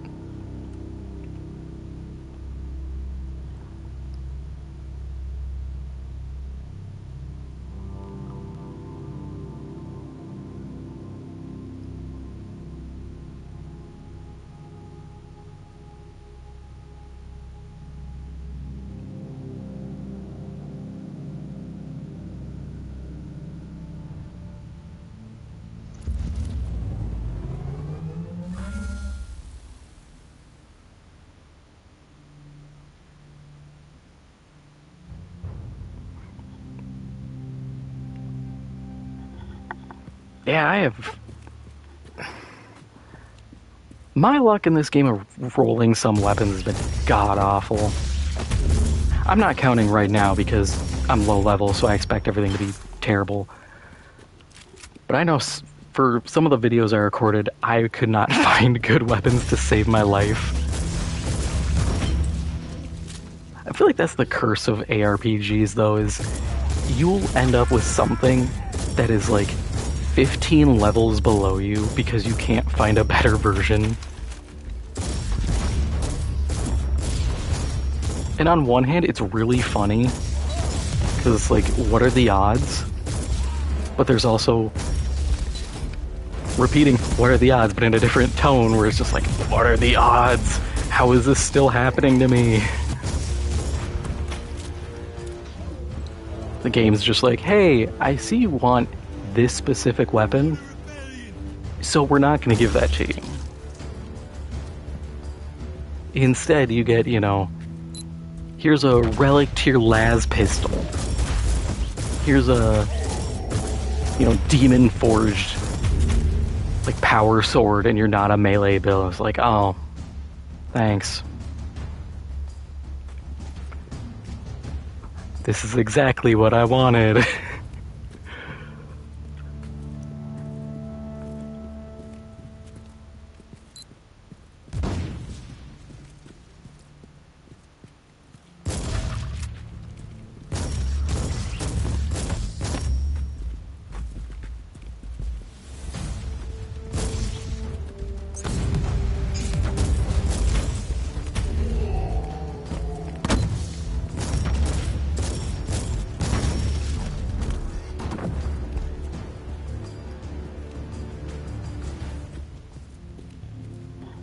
Yeah, I swear the game knows your build or predicts it, and it's like, nah, we're not going to give you that. It makes getting the weapon when you finally want it so much better, because it feels rewarding, but at the same time, getting to that point is just not fun. You're just running through, just shotgunning like I am everything, you're just like, please, drop it. Doesn't drop, you're just like, whatever, moving on, who cares?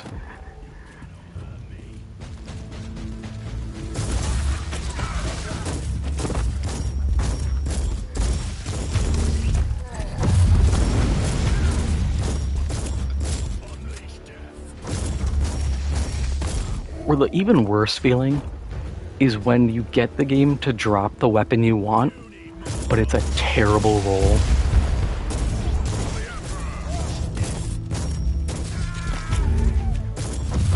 I've had that in games, and it is just painful.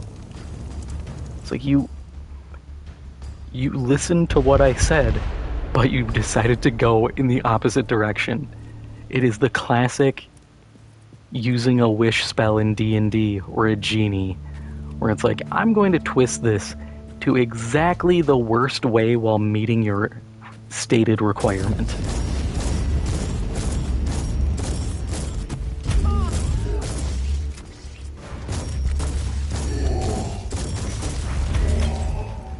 It's like, I can't fault you. I did say I wanted this weapon. I didn't say what, bonuses or what level I wanted it at. You got me.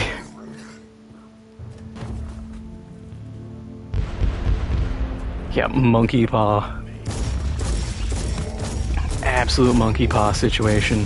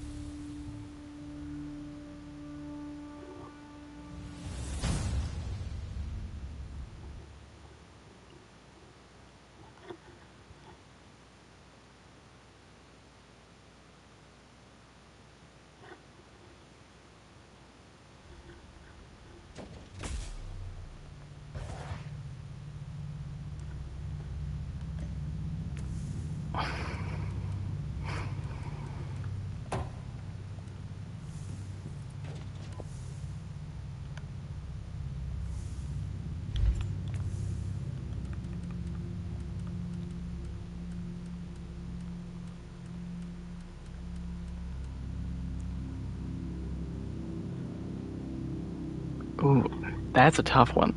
Do I take the loot quality or the XP gain? The XP gain is just getting through this stuff faster. And I do get the energy shield. But I don't have shield regen. Alright. I sold myself on it.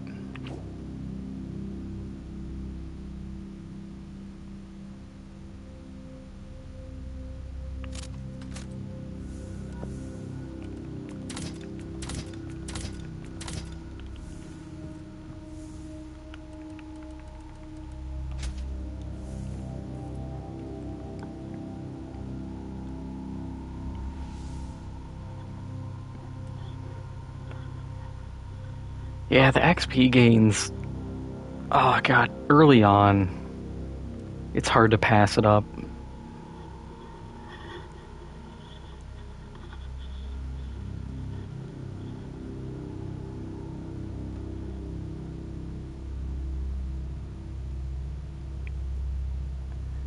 But it's always tough. I always go for loot quality, because I have that Homer Simpson moment where it's like, you could get the boat, or was it Simpsons or Family Guy? One of the two. Where it's like, you can get the boat, or you can get the mystery box. And it's like, I could take the mystery box. It could be anything. It could be a boat. And it's like, yeah. I'm always willing to gamble on it and hope for more than what I was promised straight up.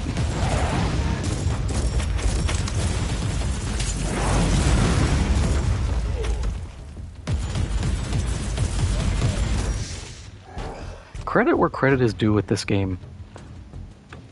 I am happy that they at least make different Chaos Space Marine factions different.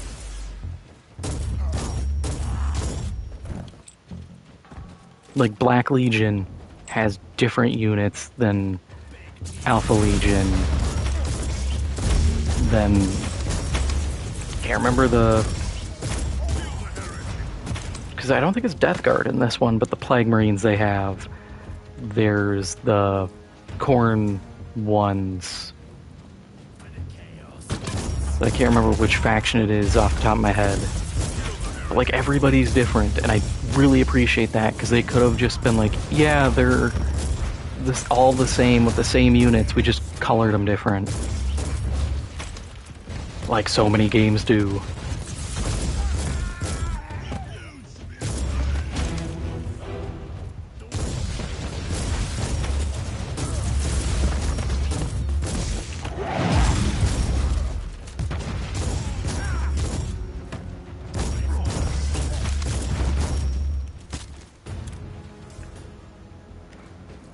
We're checking that ring.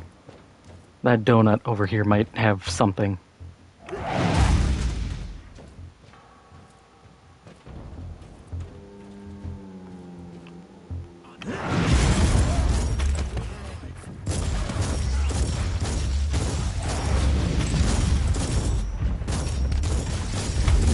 That something is just a whole lot of guys. Was kind of hoping for something a little different, but sure.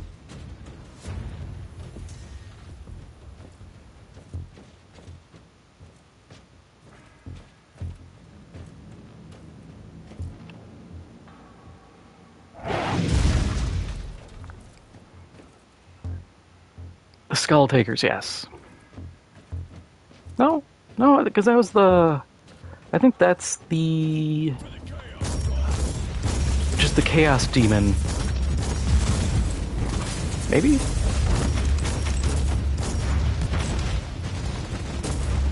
I'll remember when I see them. And shoot them.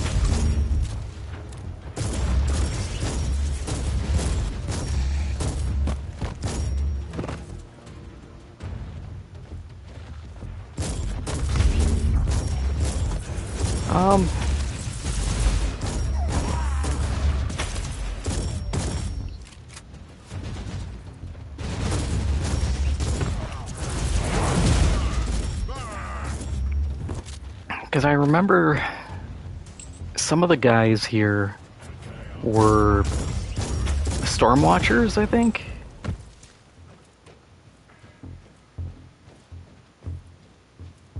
God, there's so many Space Marine chapters. Trying to keep them all straight in my head is tough.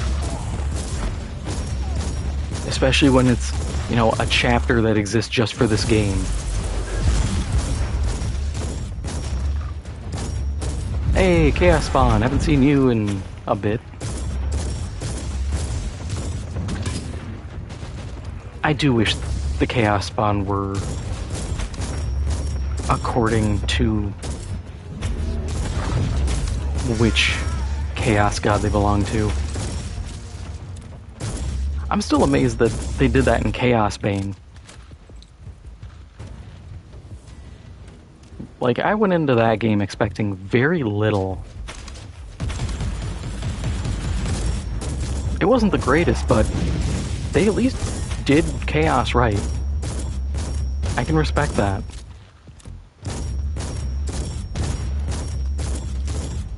Now if only we could get that kind of dedication in like a Vermintide.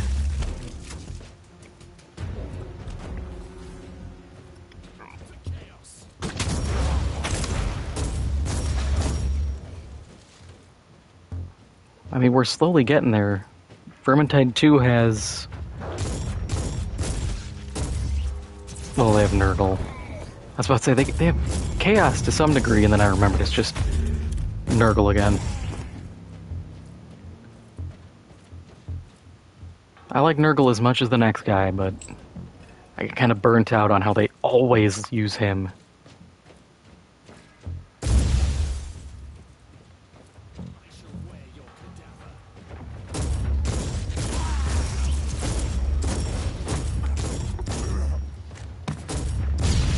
Yeah, Vermintide 2 is so good. I feel like they... this may be hyperbole, but I feel like they did kind of, to a degree, revolutionize the Left 4 Dead-esque genre by having, honestly, just like the roguelike mode and the gear scores and everything. It really helped make that game stand out. Well, also Vermintide 1. But, like, they did such a good job. And nobody else, I think, has really stepped into that role very well.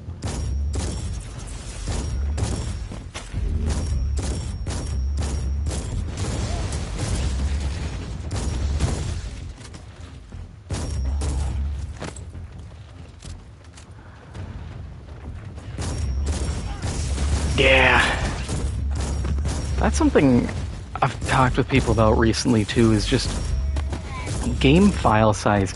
Games have been bloating terribly. Like I was looking at, there's a like Digimon Cyber Sleuth game. I have it. I've never played it because it was free on PS Plus. And I looked at the file size and it's like, oh, it's 6 gigs. I'm like, this is a within like the past couple of years new game. And then you look at other games. I looked at Gears of War 4. Game came out 2016 and it's like well over 100 gigs. And you just see that so often. Helldivers was a prime example where the file size was stupid. And then, at least on PC, and then they managed to bring it down. Because Nixies knows what they're doing for optimization.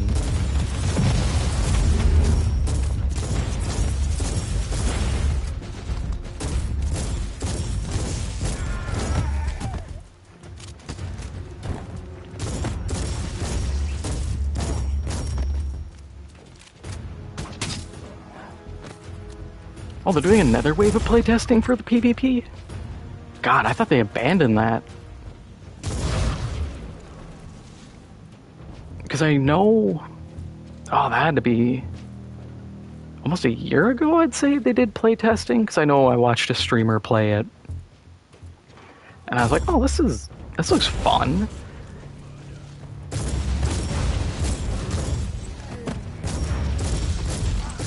I understand why they're taking so long with playtesting, though. Unlike Left 4 Dead, the Vermintide 2 is not built around PvP.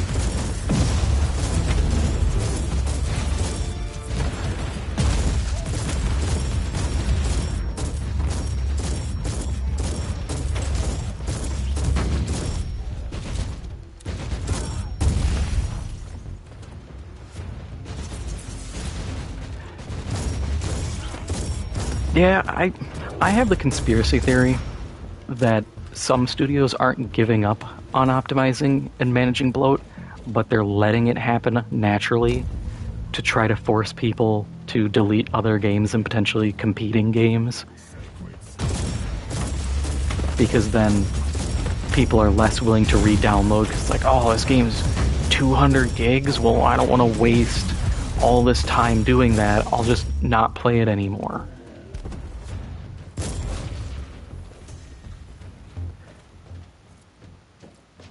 And like optimization is the place I wish people would really experiment with AI.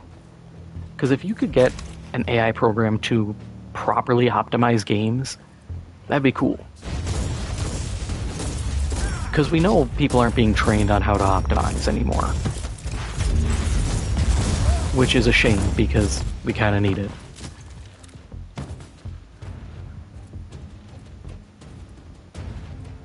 Teleport beacon in range. Die, unseen. Oh, a beacon.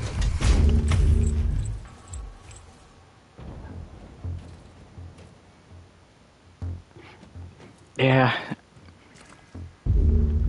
I have to give credit to Fat Shark for actually sitting down and doing the rebuilding and everything on like Vermintide to make it good for PvP. Because I think a lot of other studios, if they did it, they would just be like, yeah, we just, flipped a few things, put some code in to make it PvP and go.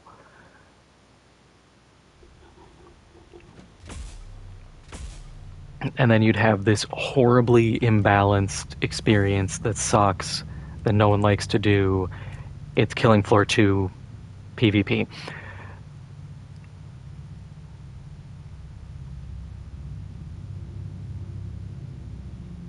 Yeah, it does make people buy more hardware. And I wouldn't be surprised if there was a deal cut of like, hey, you help us out, we help you out by getting people to buy an even bigger hard drive.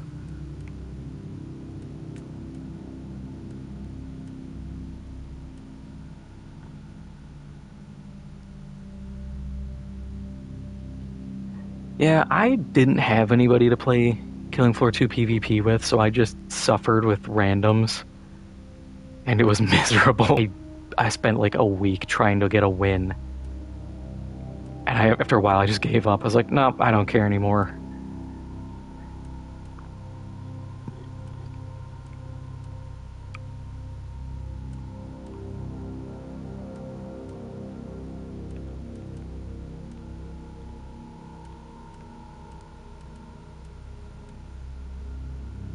Oh, yeah, ad hoc subjugation. I was like, what am I trying to put in here?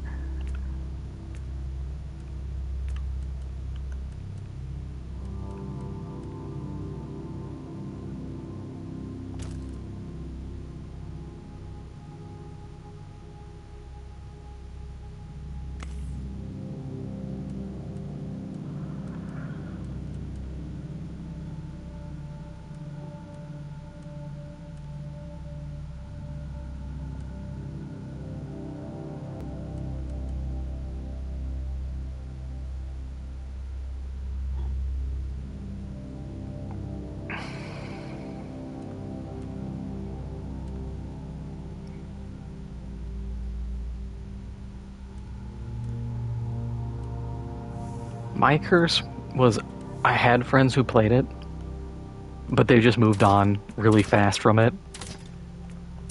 And I think that was mostly because, like, I was the guy who played Killing Floor and I got everyone else into it. So I just stuck around because I'm like, yeah, this is my game. And then everybody else is like, I'm bored. And I'm just like, damn.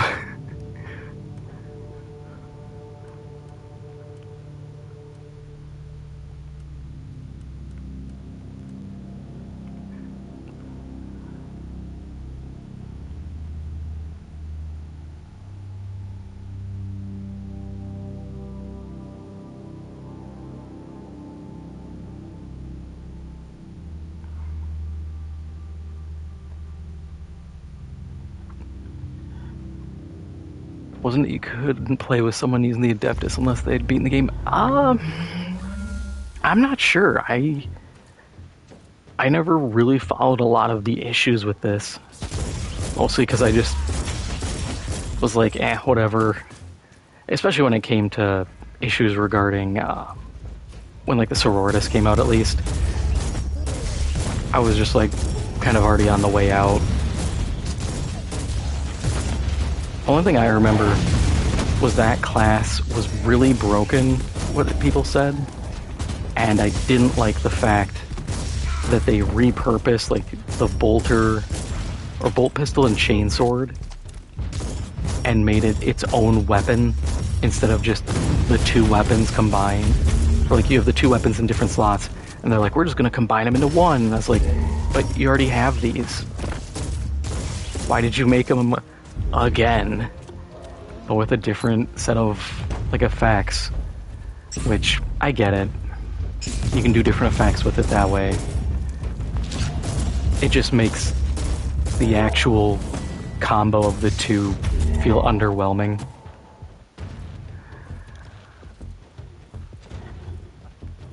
But I wouldn't be surprised if there was a bug of like you couldn't do something in this or play with someone unless you beat something.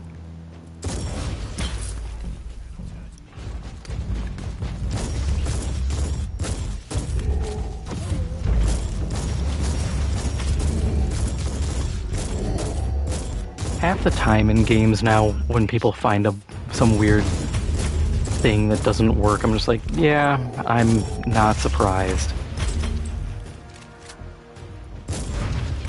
I mean, there's people who make entire channels and make their living off just showcasing broken things in games.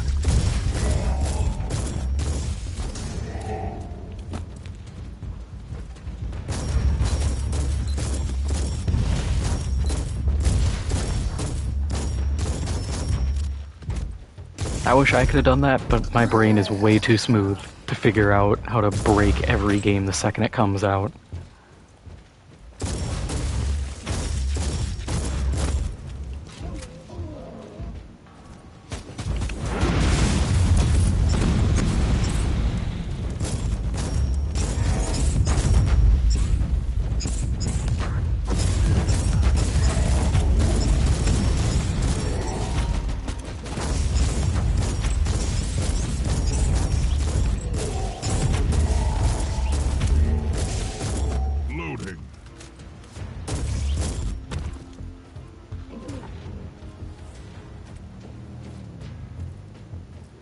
Yeah, games being finished feels weird and feels rare.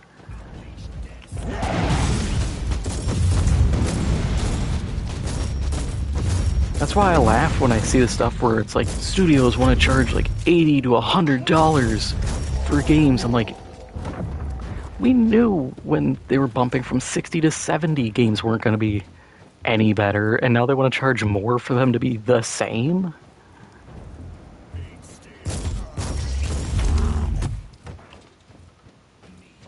It's like, that's ambitious to think that it's going to magically change things for the better.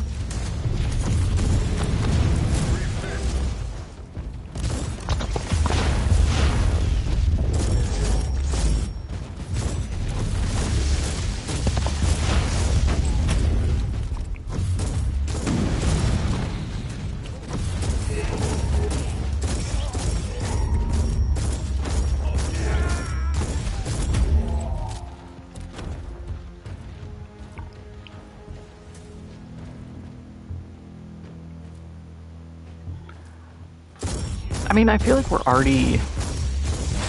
we're in the market crash. I think, like, money is being made, but when you look at how many studios there are, how many devs are getting laid off, we're pretty far in a collapse, I'd argue.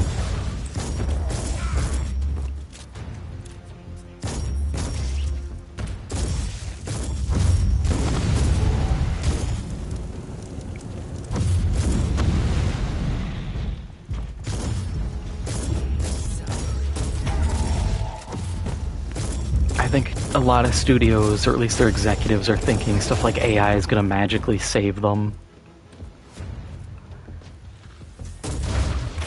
I don't think it will. I think at best it's good for certain pipeline things, but executives don't understand actual development and pipelines. They're just like, oh, can it replace 80% of my staff? And even when people are like, no, not yet, they're like, but not yet. So I can do the layoffs now.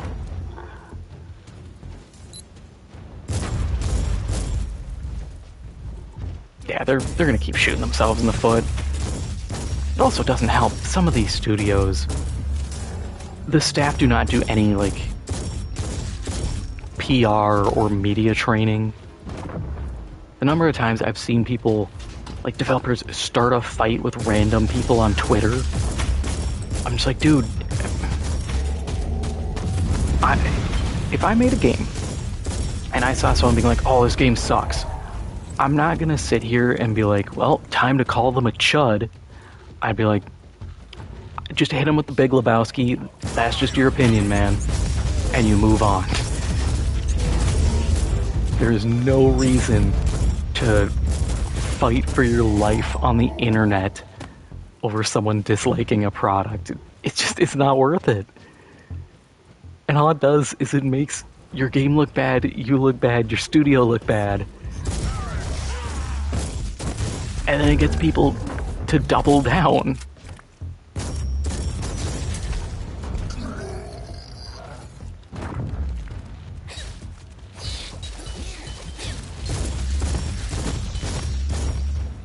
It's just crazy how often it keeps happening.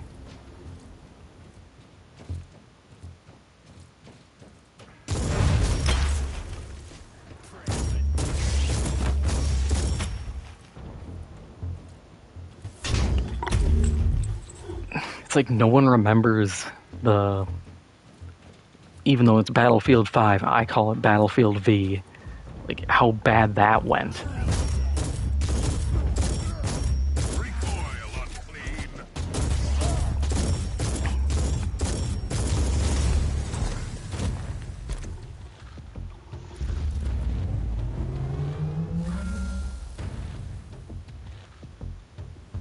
Hindsight is certainly a rare thing, it seems.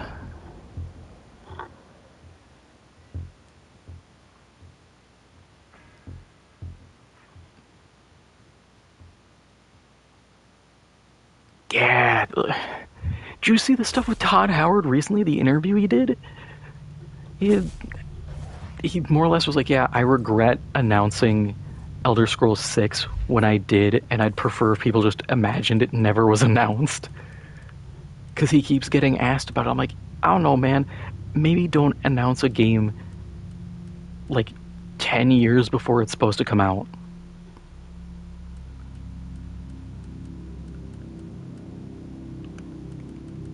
If people are hounding you, just be like, yeah, we're working on it. We want to show you something when it's in a good place. You know, you can PR this very easily.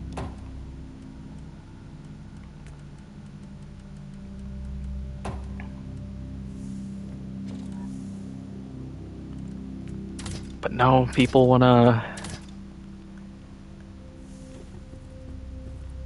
I think people almost want to have that cult of personality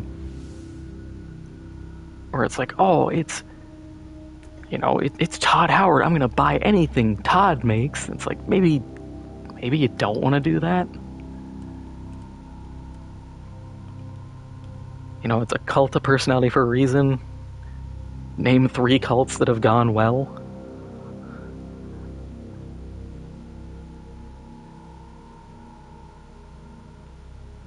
Or like, I hate when games announce at like Summer Game Fest or the Game Awards, and it's like, coming in 3 years. Like, why are you here? I do not care. It's 3 years out.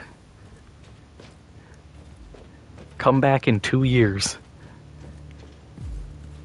I get it's to generate hype, but I feel like you're setting yourself up for disappointment if you're trying to generate hype this far out.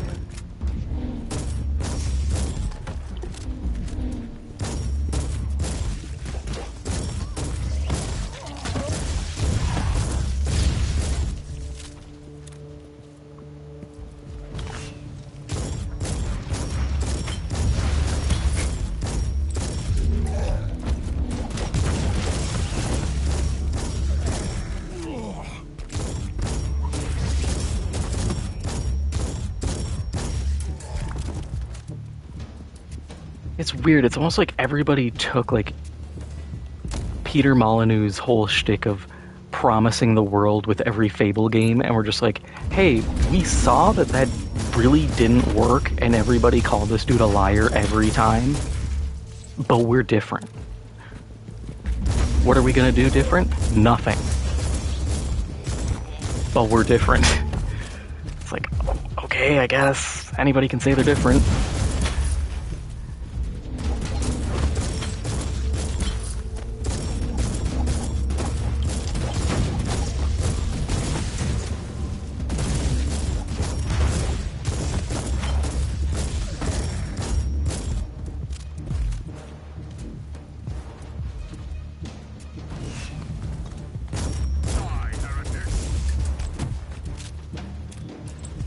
Yeah, you do see the dev blogs and stuff more, and the thing, yeah, especially when it's on like Instagram, it comes off to me as more of like, we're trying to be an influencer almost.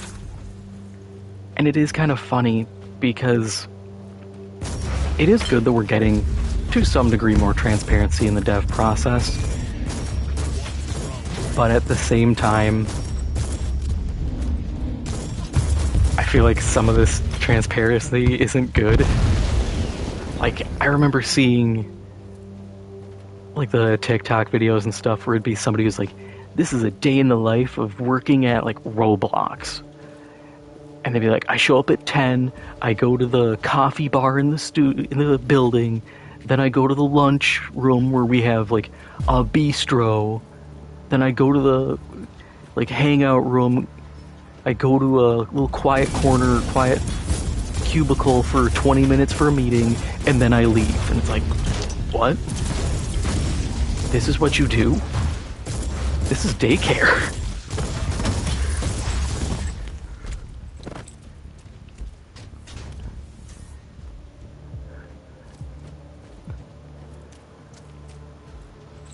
And it doesn't help too, like the dev blog stuff.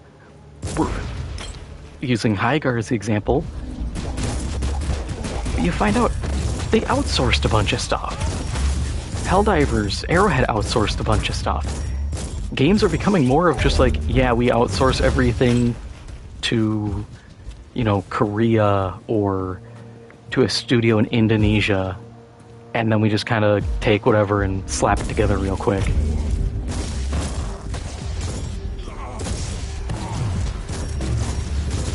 It's like, what do you mean? What are you paying people to do?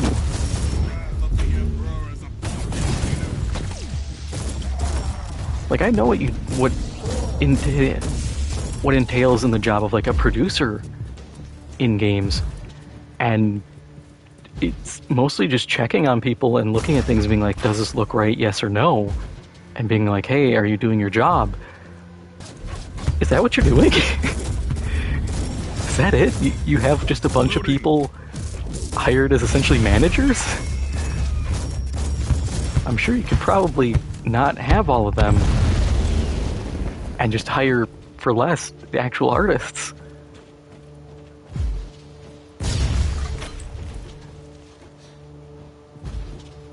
I don't know. I feel like the outsourcing stuff too is gonna do a lot of damage to the industry.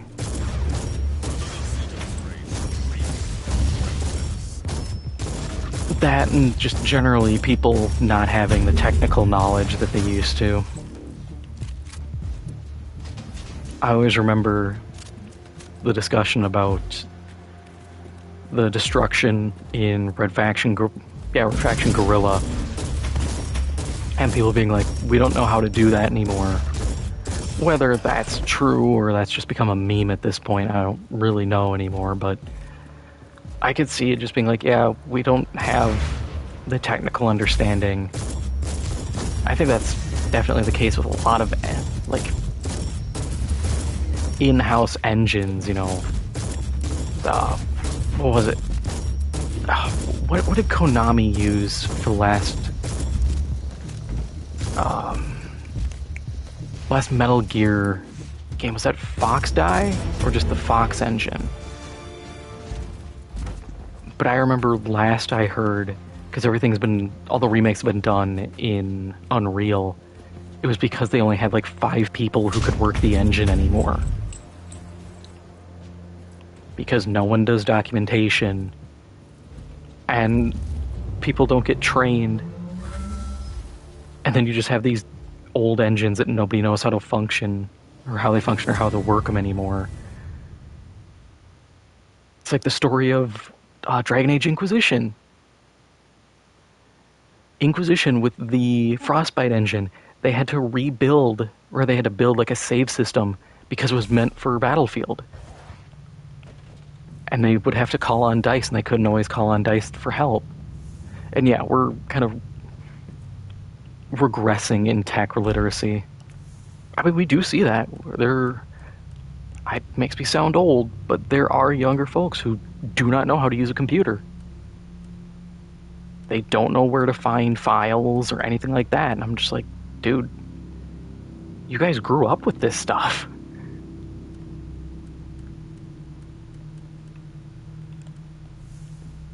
I mean, I grew up with it too, but I guess there's that age difference where tech literacy is just plummeted. I feel like my grandma knew how to use computers better than some people now.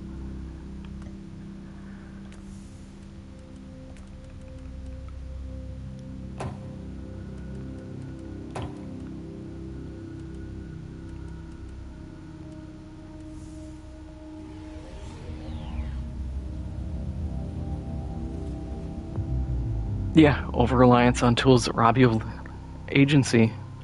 I know I hate trying to fix stuff, and it's like, oh, I should be able to go under this and find the solution for this problem, and then it's usually like Microsoft, and they're like, oh, we don't let you touch that system anymore. And I'm like, why? I know what I'm doing, let me work with that system. And it's aggravating. But you know good and well it's because too many people would go into these files or these settings and they just start touching things. And then they'd be like, oh, my computer broke. And it's like, no, you just turn this thing off.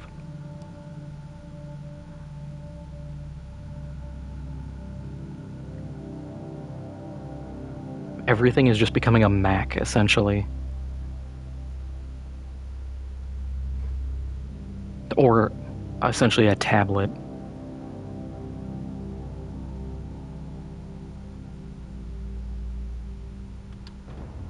And it's not like we have to go way back. Don't have to make people suffer through DOS again. But just give people control of their system.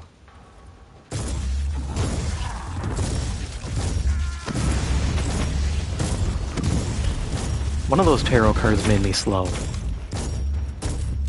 Because, brother, I am waddling.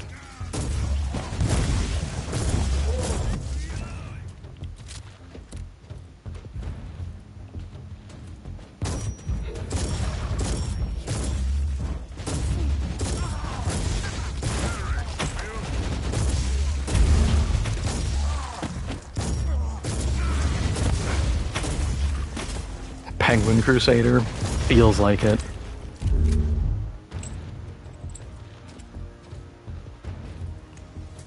The real question is Danny DeVito Penguin or Burgess Meredith Penguin.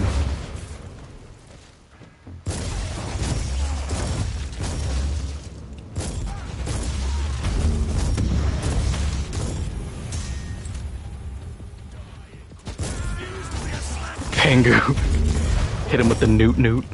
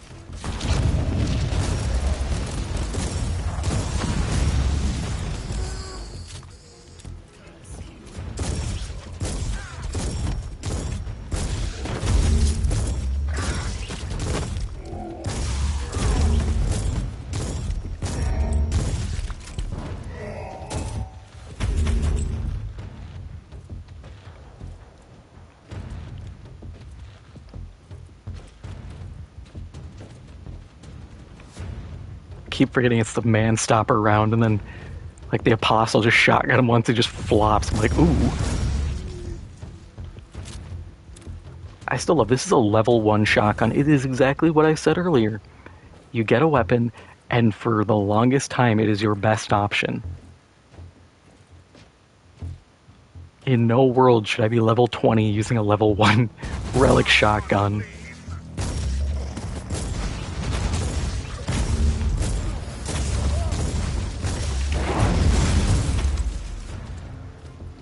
And yet here we are.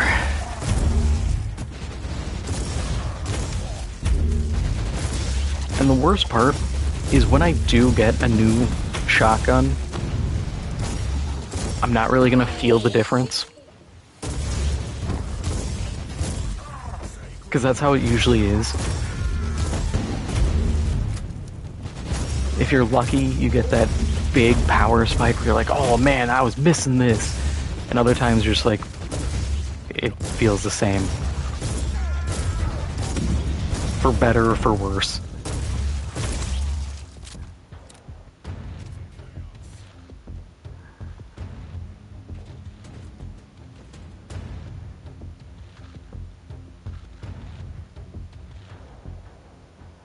Melee Firebug? I guess that makes sense because they're gadget. It's a great get out of jail free button. Get swamp, nuke 'em, get the healing off it. I mean, it's better than most of their guns. Oh, I hate their starting gun. It's so bad. It feels better with the update, but that's just because they dropped everybody's health.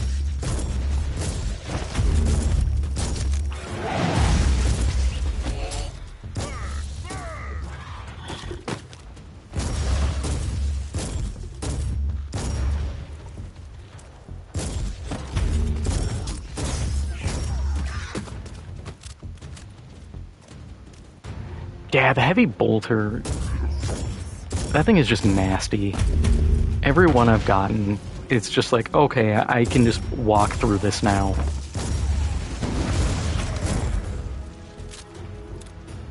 I think I might have got one earlier, I just dumpstered it immediately.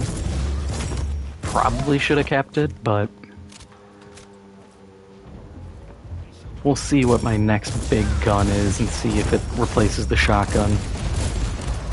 I'm tired of getting just lit up trying to reach people.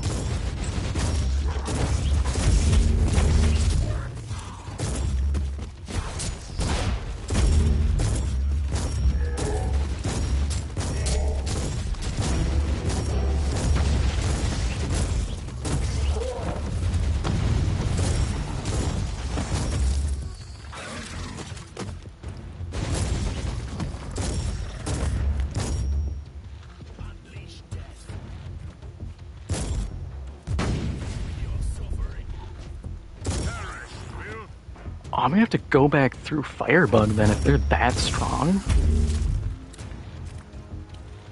I never... Like, I've been leveling them. I think I hit 20 and I just kind of shrug it off. I'm like, whatever. I just pick Engineer with the starting shotgun and frag rounds. That and Medic are my two main builds.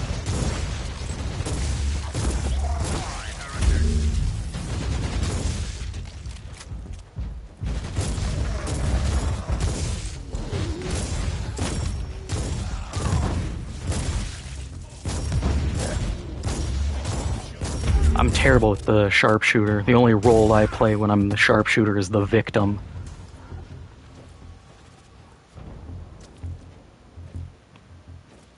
It's just 5 to 10 rounds of me getting my ass beat repeatedly.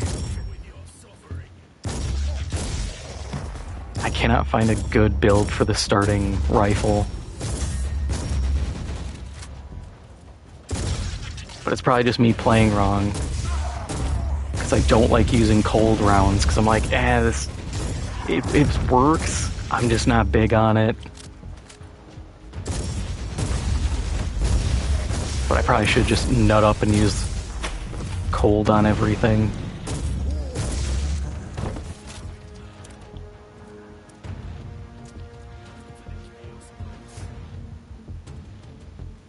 Knightsbridge on there? God, people, I guess... It makes sense that people are really mixing and matching weapons since they got rid of the whole KF2, like, you get weapon XP based on your weapon deal. But man, that just... I'm trying to think how that would benefit. There's gotta be something there.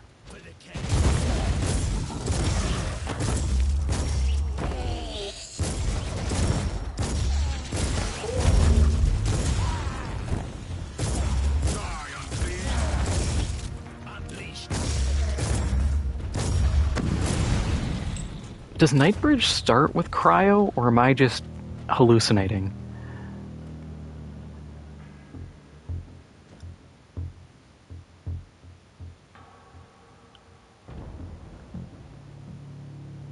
Okay, I'm good. Because I remember looking at one of the ammo attachments and it had like minus 100% like freeze, and I was like, why is that on here? Does this start with it? And good, it doesn't. I'm just very confused by an attachment mentioning that then.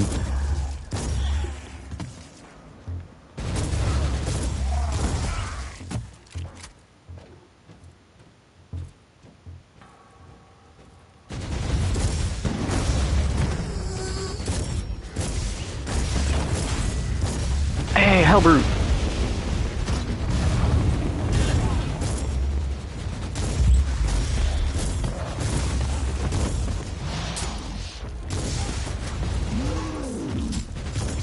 Oh, of course you didn't target the right guy.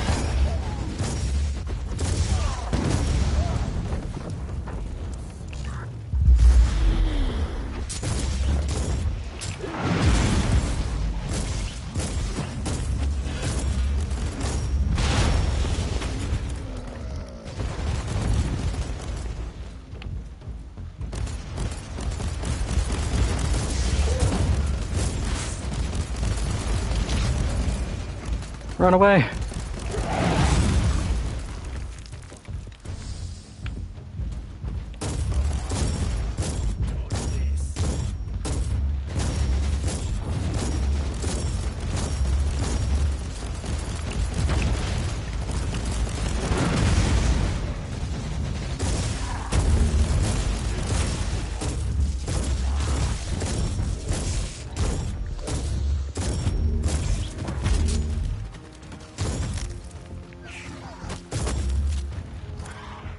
Okay.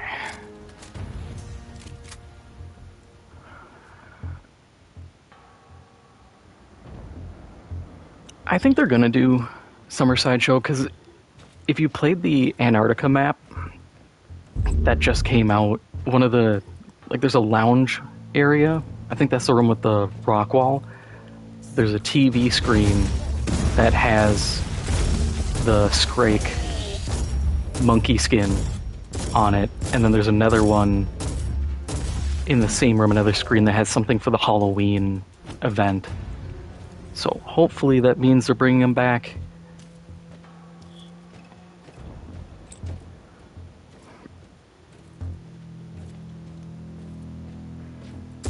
Teleport beacon in range.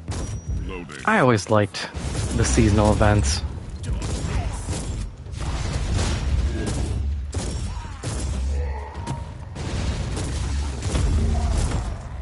Like the, what was it?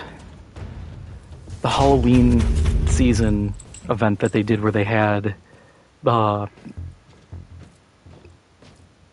big like haunted asylum with the ghost hunting crew stuff all around. I thought that was a really good map. Loved the idea.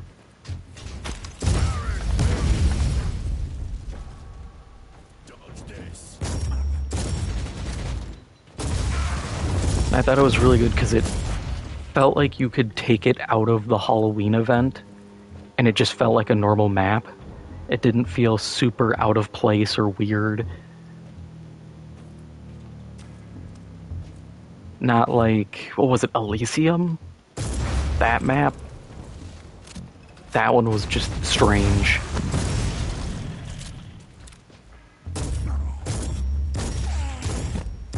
Nightmare, I think it was. That was a interesting one.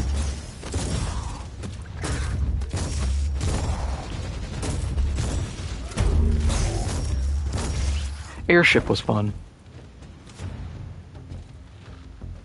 Yeah, Elysium, I did not like that map in the slightest. Every time I'd do a run through it, because I'd be bored, and I'm like, oh, we'll try it again, see if my opinion's changed. And I'm just like, nah, this place still sucks.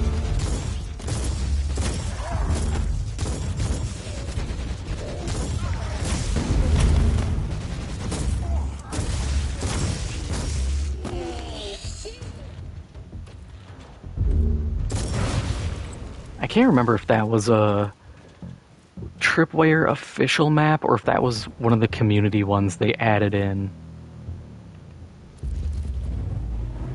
Because if it's community, I understand. Community map makers aren't always the best. If that was an official one, oh brother, I don't know what they were thinking with that one. Okay, it was community.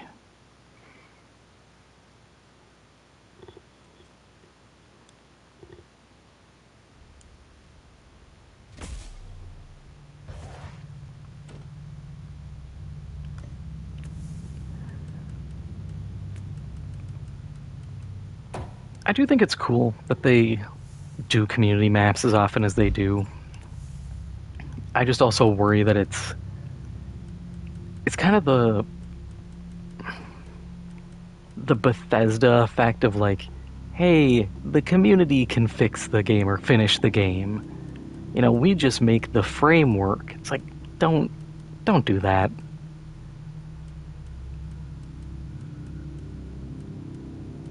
That's such a bad mentality to slip into of just like, oh, well, they'll finish our work for us.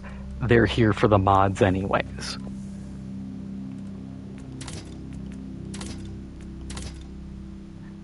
Because we all know that didn't save Starfield.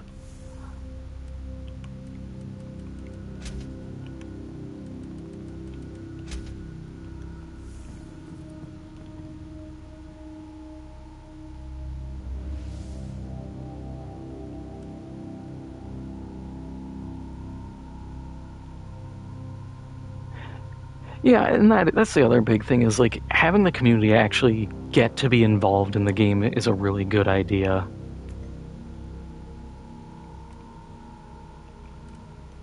Because it's a nice reward for people to be like, hey, if you make something good, it can be officially included in the game. As opposed to being one of those things where people are like, yeah, this is kind of the community official map pack that everybody just downloads. The devs don't acknowledge our existence. Because that always sucks. And it helps keep the game alive. It gives... If the devs need time to make maps, it gives them time. And sometimes it helps give inspiration, be like, hey, here's what people like. Sometimes devs don't know what people like.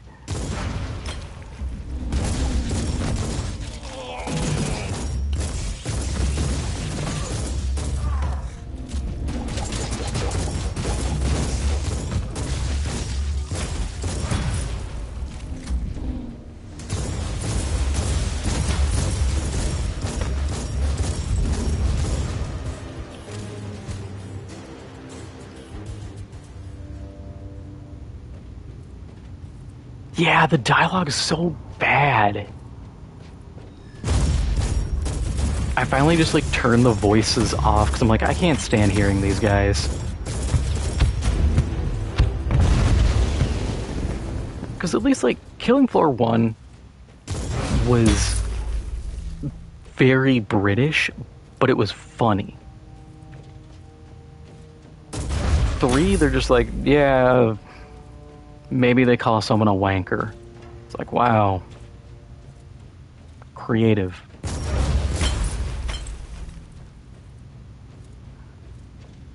And yeah, it's the hero shooter effect where everybody needs to have quirky quips so that you can like them and see that they're just like a normal person, so you'll spend $80 on skins.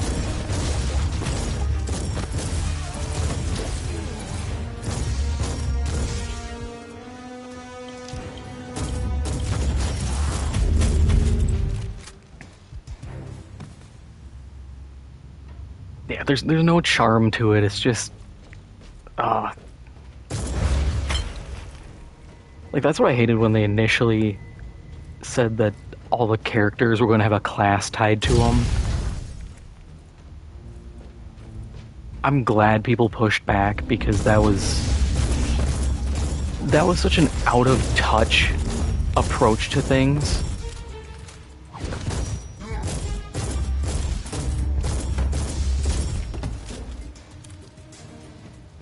It's like at that point, I'd rather you just sell characters or sell skins instead of trying this weird hero system, especially when they clearly didn't have classes ready for Scully or Masterson. So would they have delayed even longer?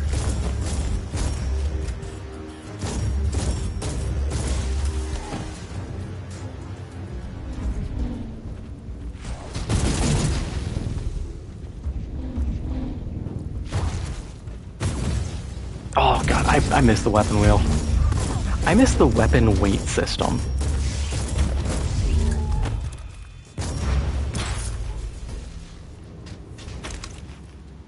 Like, it was such an easy thing. Okay, you have 15 points. Divide it however you want. You want a bunch of cheap light weapons? Go for it. You want an RPG and maybe another gun? Sure, why not? Who cares? Instead of just like, you get 2 primaries. Okay. I guess.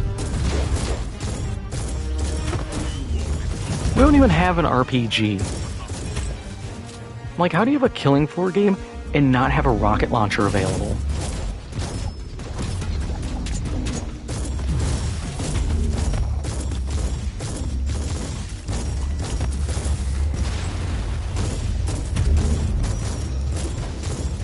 Rocket launcher and like C4 are 2 core things of Killing Floor in my eyes. I need to be able to place a stupid amount in one spot and bait the Patriarch over it. Yeah, It does feel really unfinished. Also, just the base weapons. I don't know why they said it in the future. I really don't.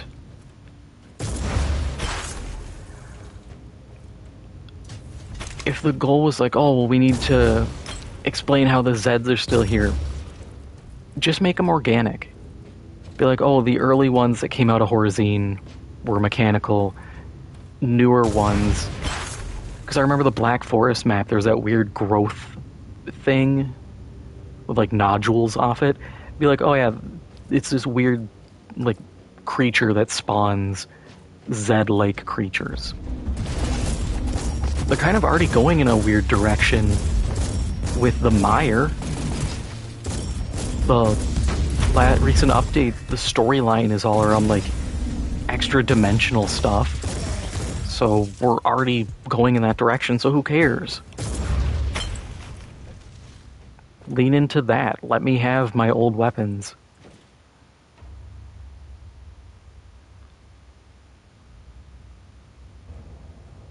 Yeah, what it reminds me of is like almost like the Aether from COD Zombies.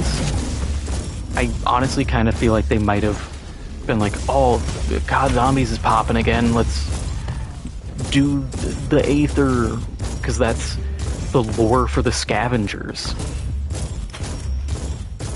I'm thinking, okay, that's an option.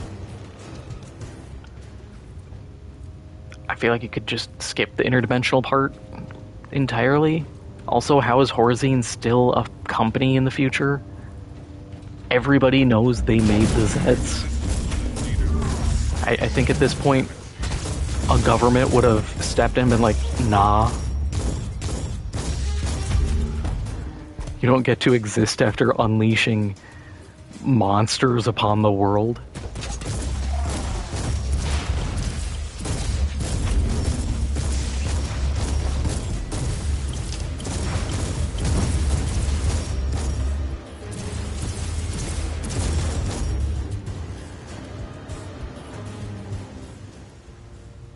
Oh, yeah, the scar.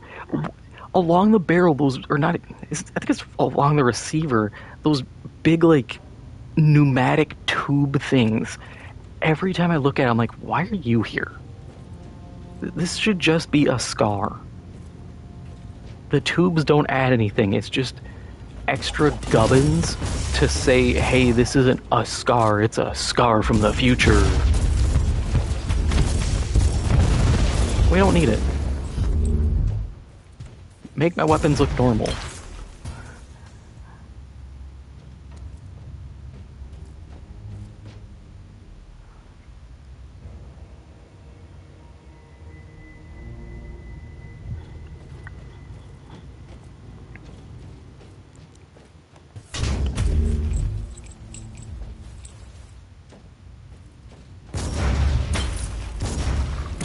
I know they would never do it, but I wish they would just take a bunch of the weapons from Killing Floor 2 and bring them back.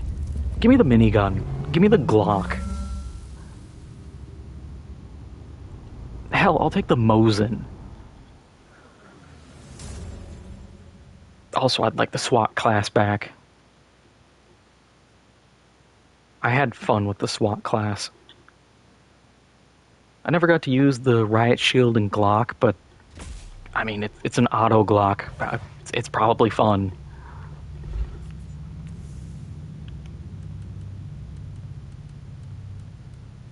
If it brings back those old days in like Modern Warfare 3 getting called a bitch by using auto Glocks and stuff, then I'm for it.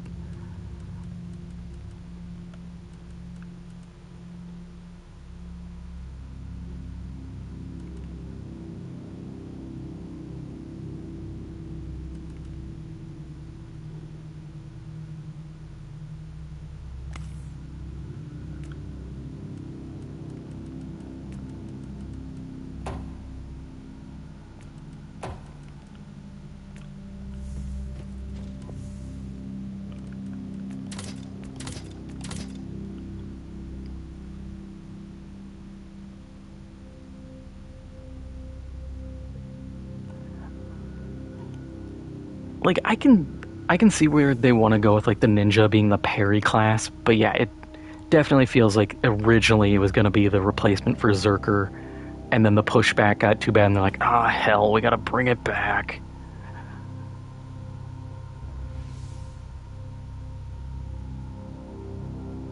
Yeah, that's my other question: is how do you do other classes like SWAT? I figured they won't bring back Survivalist. It'd be cool, but I don't even know at this point. The fact it's taken them this long, and next season we're getting Gunslinger. It's just like, how?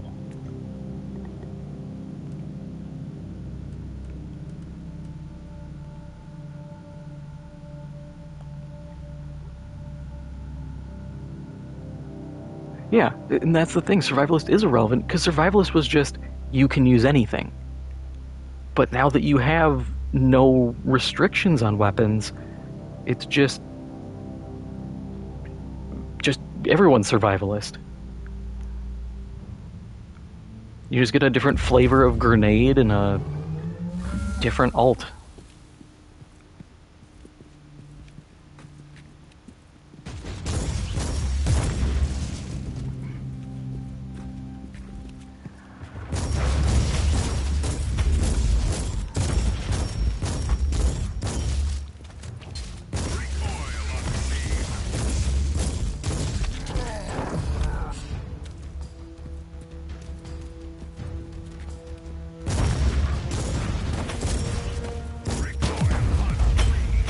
Yeah, the EMP effect was nice. Like, I will say, the status effect system and kind of putting elements to things was nice. It's a lot more easily explained than how it was in KF2, where they're just like, yeah, the microwave gun does microwave damage, and it's like this. I don't even remember if anything else did microwave, but it deals bonus against these enemies, and I was like, nowhere is this explained to me. I would probably interact with this system a lot more if I understood what I was looking at. And at least KF3, they're like, yeah, we actually need to explain our systems here. Otherwise, people just aren't going to use any of this.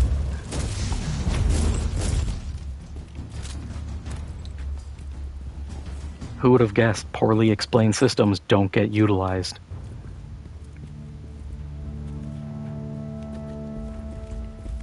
Oh god, EDARs. I just didn't like EDARs in the slightest. It felt so weird. Oh, the Zeds are the main enemy. By the way, robots. Like, but why? Why are they here?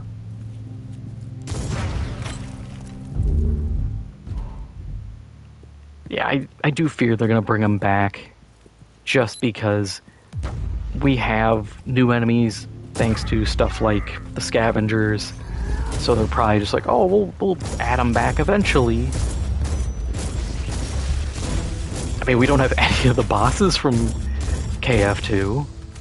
No Patriarch, no Matriarch, no King Flesh Pound, no Hans Volter.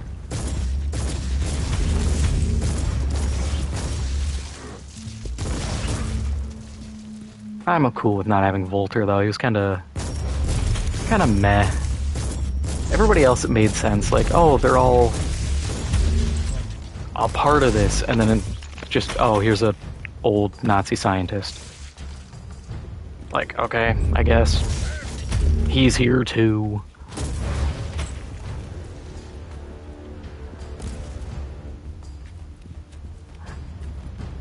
I didn't find him to be the greatest boss. I will admit, he is more creative than King Fleshpound.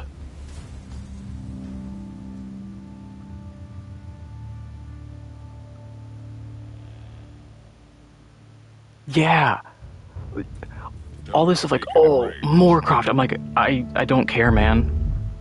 Like, this guy doesn't do anything. I haven't fought him.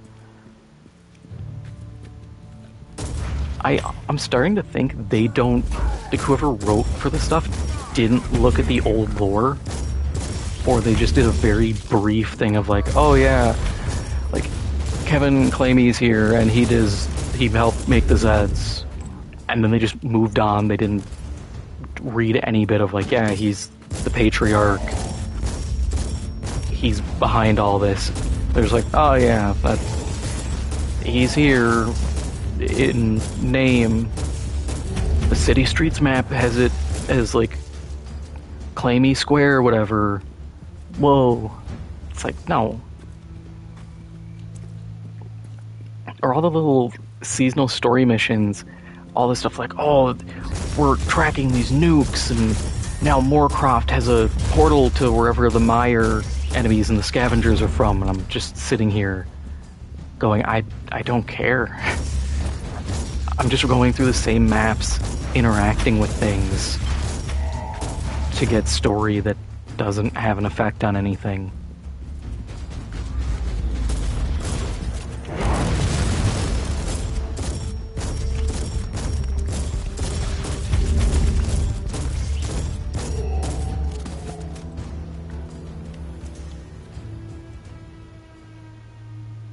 Yeah, they really screwed up Horzine.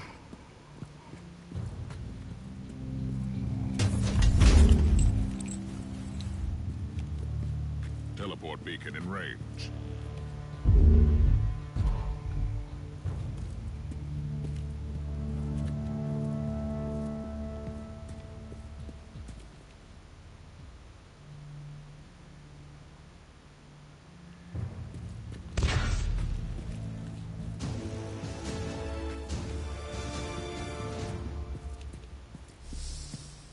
Or I don't get some of the story behind the maps, like especially City Streets. It's supposed to be that this outbreak of Zeds just happened because there's buildings on fire and all this chaos, yet some of the vehicles and buildings that are burning or just scattered about have, like, your faction, I can't remember what they are, like the Wolfhounds or whatever, like their graffiti on them. And I'm just sitting here, I'm like, so in the midst of these biological horrors attacking everyone, did people just like run outside and be like, now's my chance to tag, and quick spray paint on a cop car? I don't know, I think I'd have better priorities. Like, not dying.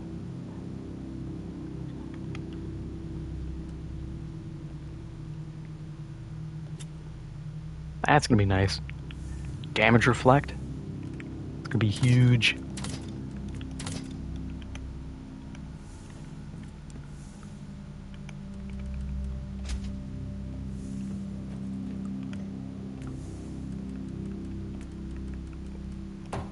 Yeah, one more and then we get the, like, capstone.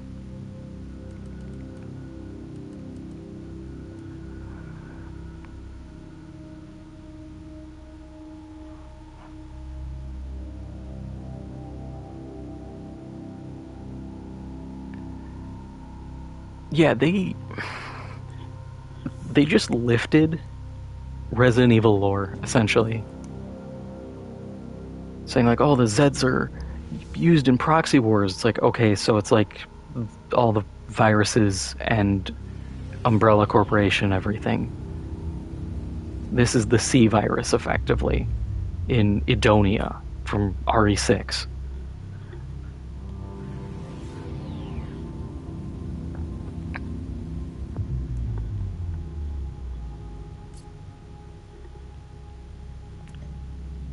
I guess anything to try to justify, like, putting the story so far forward. Yeah, we've been fighting in these production factories since Killing Floor 2, which is like modern day. And KF3 set in what? Like 2090s, 2100? If it's taken 100 years to stop these production facilities and more keep showing up, I think we just suck at our job.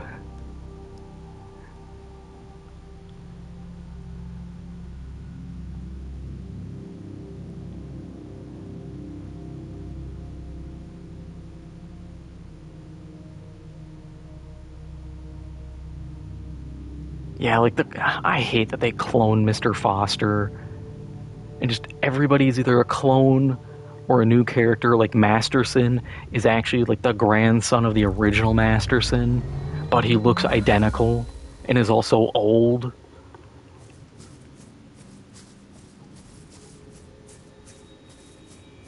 You could have just put this in modern day and not had to explain everything with cloning.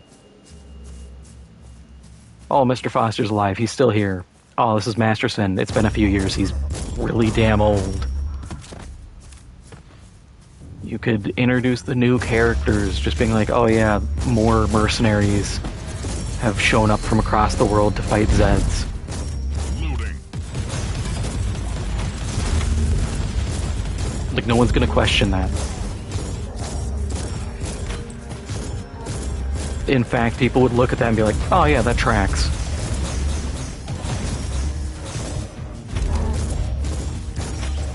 Like, of course, other people are going to show up to fight these bioweapons if the pay is good enough.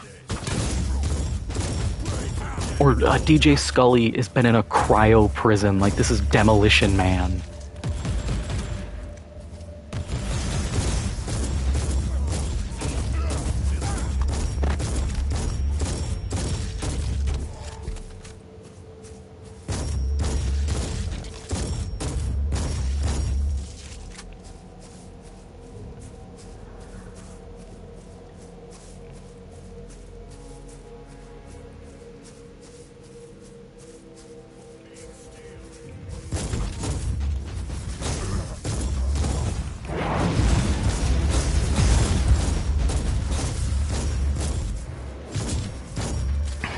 The writing honestly kind of feels like if you just were sitting here being like, yeah, I'm gonna have Chat GPT take the lore and just put it in the future.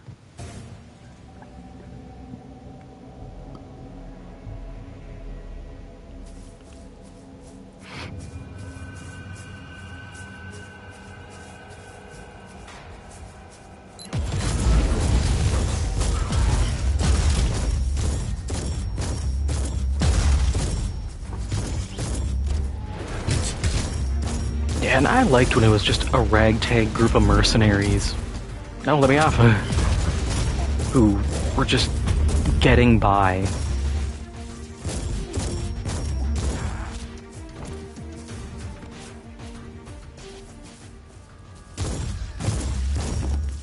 Or in Killing Floor 1 when the vendor, it wasn't a pod, it was literally just a lady in a booth selling guns.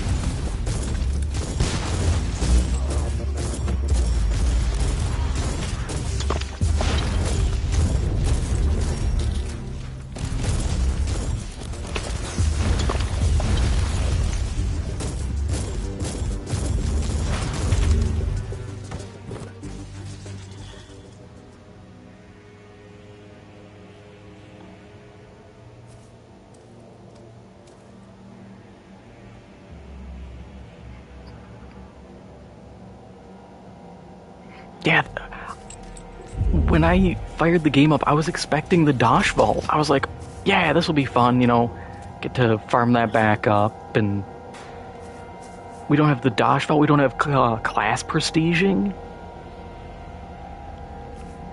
The whole time I'm like, where did those go? Give me back my Dosh pajamas.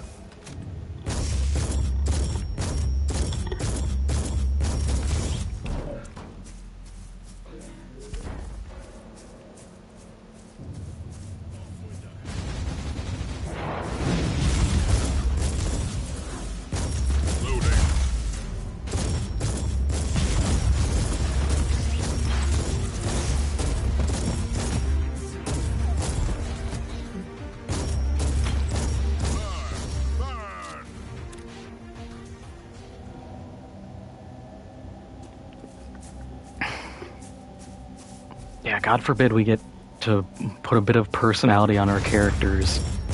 Nope, everything's gotta be in the totally not a war bond. Which, like, I will give them credit.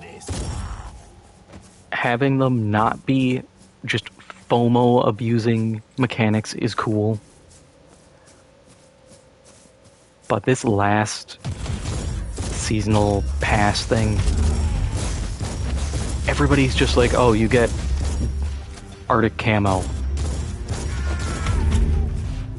That's it. It's like, oh, wahoo. Loading. An Arctic camo jumpsuit for everyone. If I spent $10 on this pass, I'd be kinda pissed.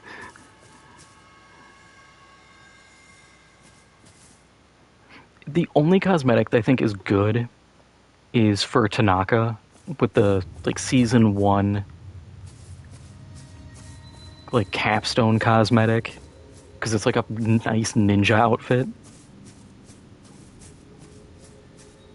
But beyond that, everybody just gets very boring setups.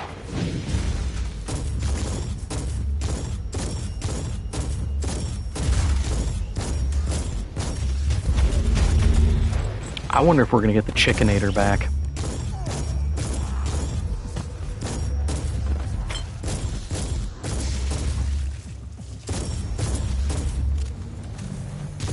Die, heretic.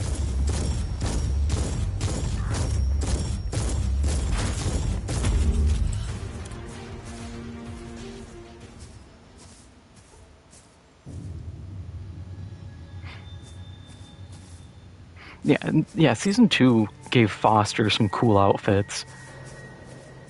But I feel like Foster's, by and large, outside of the one Tanaka skin, he's the only one that gets good stuff. Everybody else is like, yeah, here's crap you really don't want to wear. Have fun.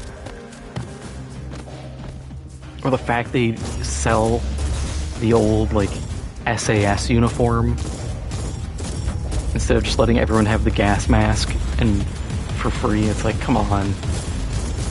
It is a basic gas mask.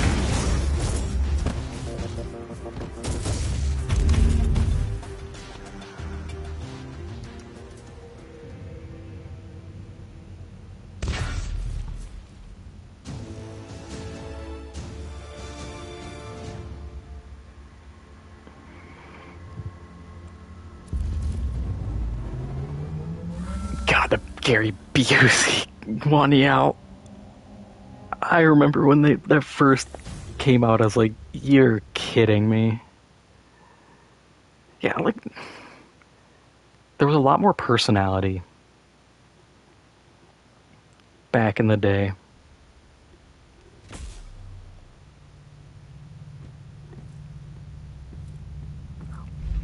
And, like, bring back some of the KF1 characters like Kevo the Chav.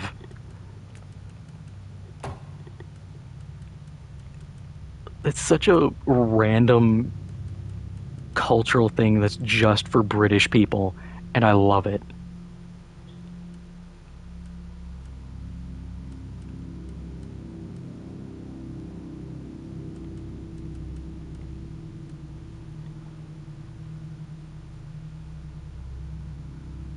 Yeah, that's a big thing, is it's hard to watch just because you don't have the personality behind it anymore. You can't laugh at just some of the absolutely insane stuff Foster used to say.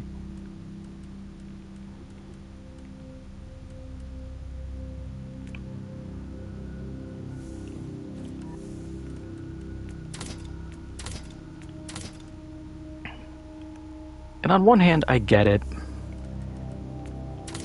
You don't want to bring back just all the classics or all the old stuff, because then people will complain like, oh, all you did was bring back old stuff. But you gotta bring back some of it. And if you're going to bring something back from old Killing Floor, bring back the dialogue and the personality. Yeah, I'd love to go back to like a remastered version of Wire or Suburbia or Crash, or Filth's Cross, or Hospital Horrors, or the Hillbilly map in the trailer park. Like, those would be fun, but I would just take the personality to really help make things better. Spillway, yep.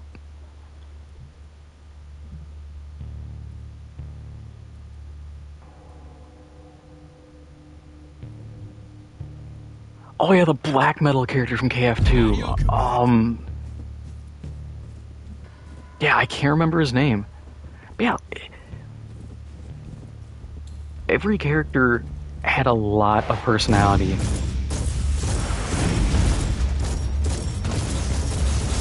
Reloading.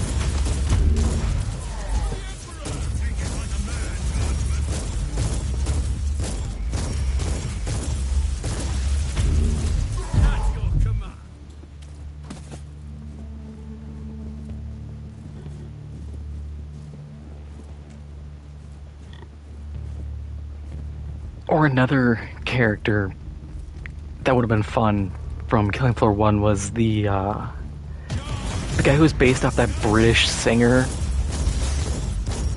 who did the Loads of Money song. Like, that's such a random one.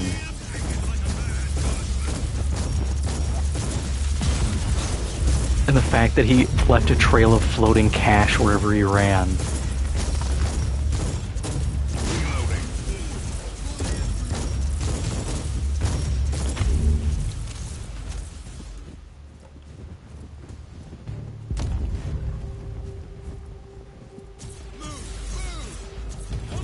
Really does feel like it's a definite case of style over substance.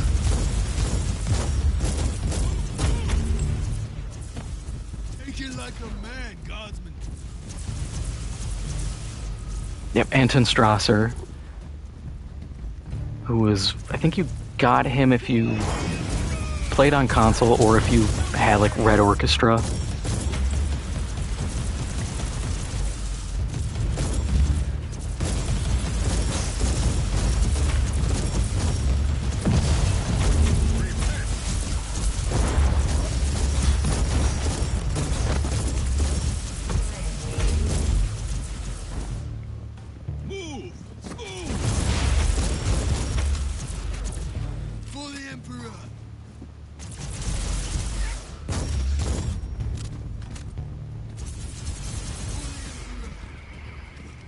Ooh, chest.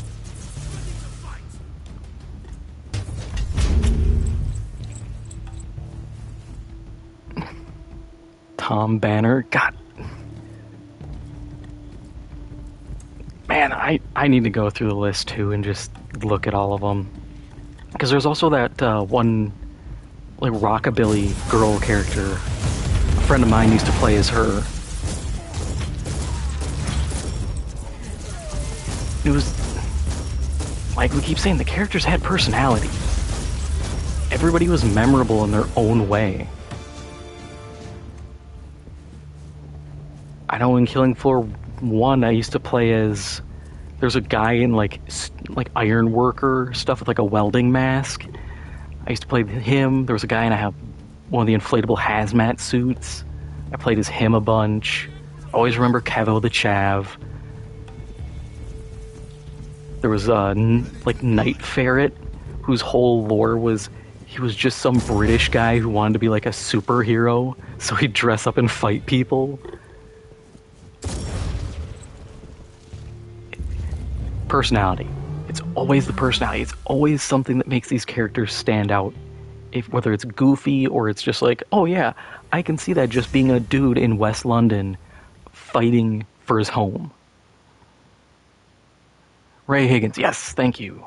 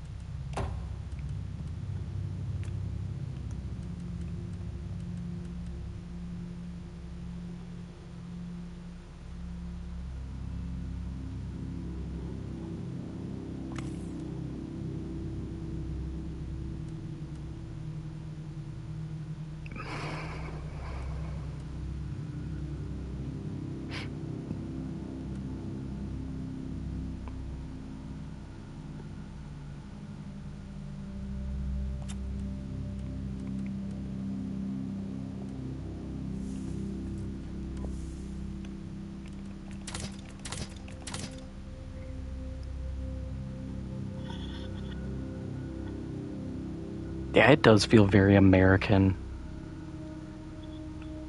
Which is funny considering the game is made by Americans and it used to be really British and now it's just like a twinge British, but not nearly enough to stand out anymore. And I've seen so many people do retrospectives, usually on Killing Floor 2 because that's where a lot of people started. But someone will go back to 1 and will point out, like, yeah, these games used to be incredibly British and referential to that.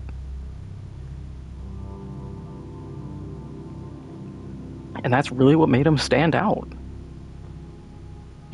When you take that out, it's just a wave-based game with a boss fight at the end.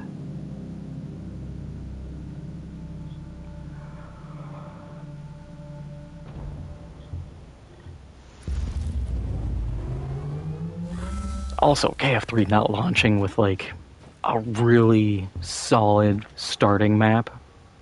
At least Killing Floor 2 had, like, Burning Paris. That one had a very distinct look, and it was memorable.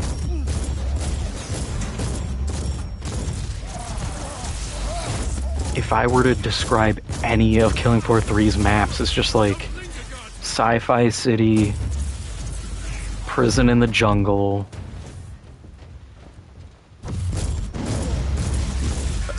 abandoned convoy and a tunnel.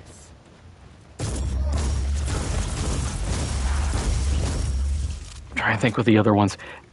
I am genuinely struggling to describe the other maps or even think of them. They're just so boring.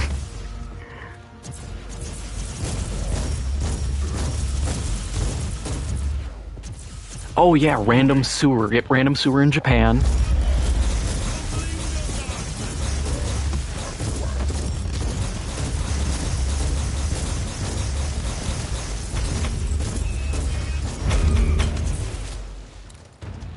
Yeah, God, dude.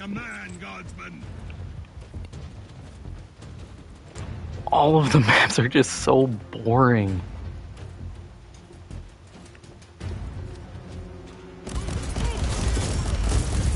And the funniest part is, even if you tried to make the argument of like, oh, well, they're trying to be grounded, you can make grounded, memorable maps. Like, I can tell you, I can't remember the name of it, but I can accurately tell you about the map in Homefront, where you fight in a Hooters. Like, that was a multiplayer map with a Hooters and a Jansport. And that was the funniest thing to me. Having grown up, you know, MW2, hearing Ramirez, protect the Burger Town, and then playing a game where they're like, yeah, dude, you're gonna have someone drive a tank by this Hooters. And it's like, what? Excuse me? I'm playing Domination where again?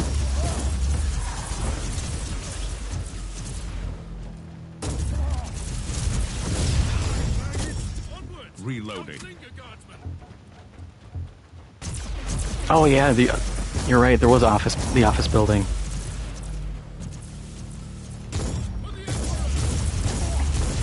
Yeah, like God, those maps just do not have personality.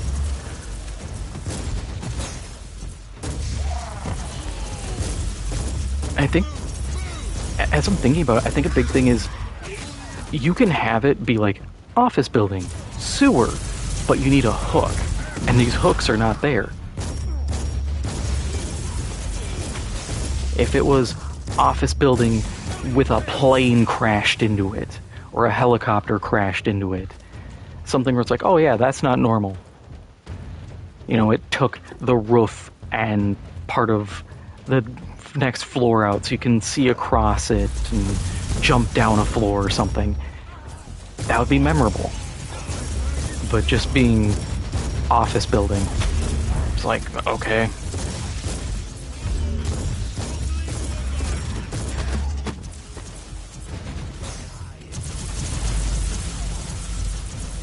Yeah, it was Challenging Grounds, I think it was, or Confronting Grounds, something like that. That was the sewer map.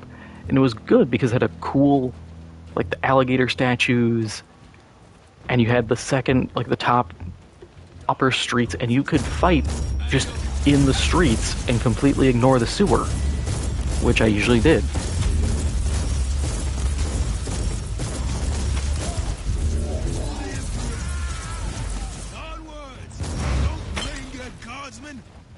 Yep, the bar. Yeah, there was... The maps, I keep saying it, had personality. They had... It was like almost two small maps put together.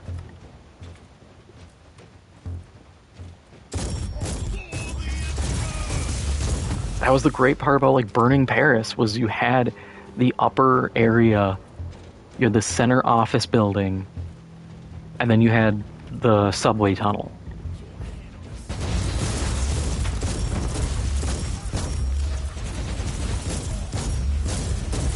And they were all interconnected, and it was really good.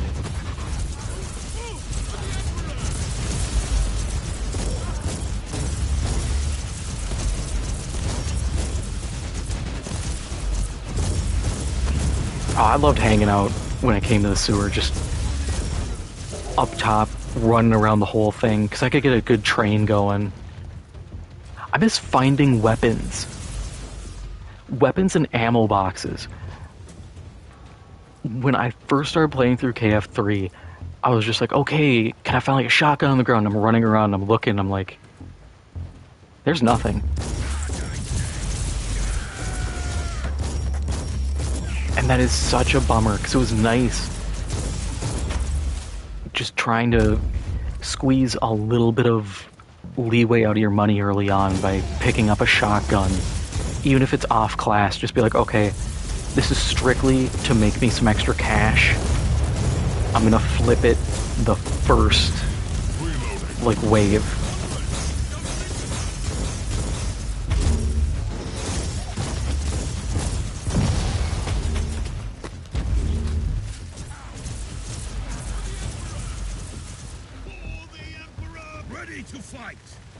Oh, the snowstorm. I have mixed feelings. On one hand, I like weather in maps. I think it's really cool. But I think it needs to have counterplay. If I have a snowstorm, I should be able to get, like, a thermal optic to see enemies in the snow. But when it's just like, yeah, you can't see, don't go outside. I'm like, well, this sucks, dude. You just cut off, like, half the map.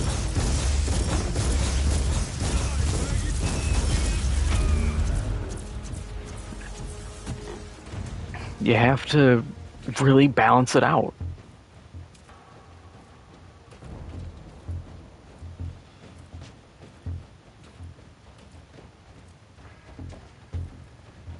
Yeah, and it also doesn't help that the map is lopsided. Because, like, you have the surface, and then you have the excavation site. but the excavation site is all located on one end of the map. And it isn't like a top floor and a bottom floor. It's the top outside goes in, down, and then back up as a loop.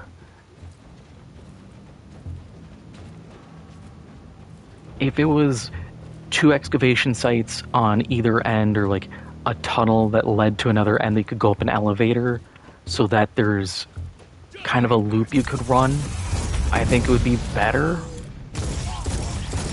But there isn't. But I think part of it too is the shift away from holding a position. And that's been something that's been going on from Killing Floor 1, where your whole goal was just weld a door shut, funnel everyone in one way, and kill. They shifted more towards like, hey, you can hold a door closed, but there's hatches and other ways enemies can get in that you can't control.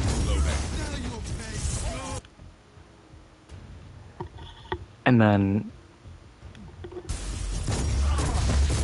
in Killing Floor 3, they were just like, nah, you don't really get to hold a position, you can't really weld a door shut, you're just running. And then they didn't really facilitate good looping. So you're in this weird position of like, you can't loop, but you're expected to. You can't hold out. You have to figure it out. It's like that. Pick a lane. You know, you're either building for movement and then you need to build accordingly, or you're building for holding out and you need to let us. If you're not going to let us do either, what are we doing here? So yeah, it is bad design.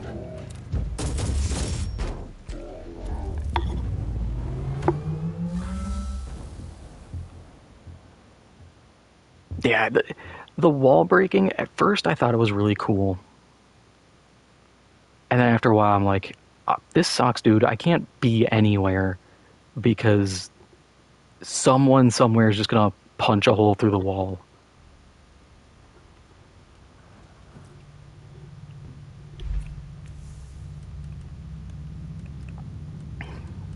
And there are times where it's worked to my advantage.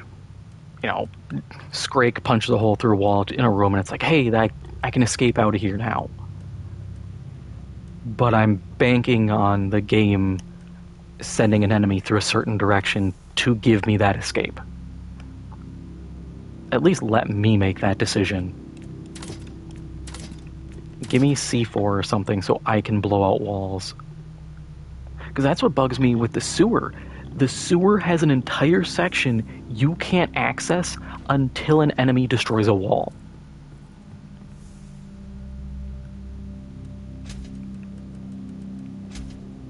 And the spot has a trap, it has a turret. I'm like, why is this way? Yeah, the best holdout spot. And it's like, no, you gotta wait till a Scrake shows up. Why? Just wait, that's gonna be like the Berserkers thing. They'll get like a charge or a rush attack, and if they hit a wall that's breakable, they'll be able to Kool-Aid Man their way through it. I hope it's not the case, but I can almost guarantee that's what it's gonna be. Ooh, I can get stuff from Rebus. I don't really care to buy any of this. Ground Slam. Oh, God. Yeah. I'm amazed they kind of do have that with the Engineer. One of the later perks is when you fire, it can do the shockwave around you. I'm surprised they didn't let that break walls.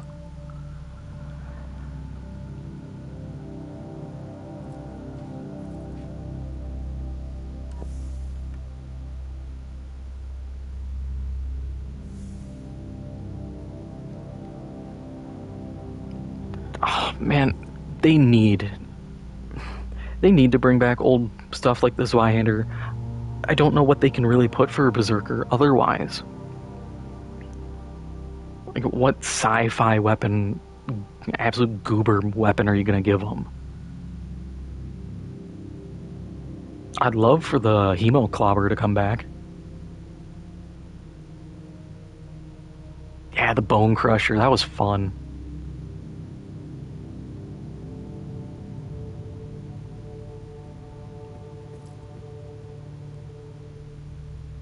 The lightsaber, oh god, the plasma thruster, I remember that.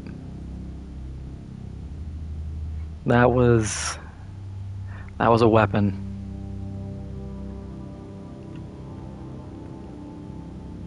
I want the Thompson to come back.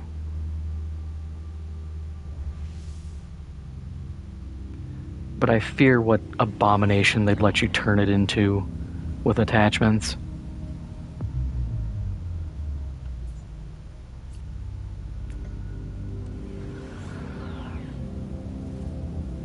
The battle axe, y'all.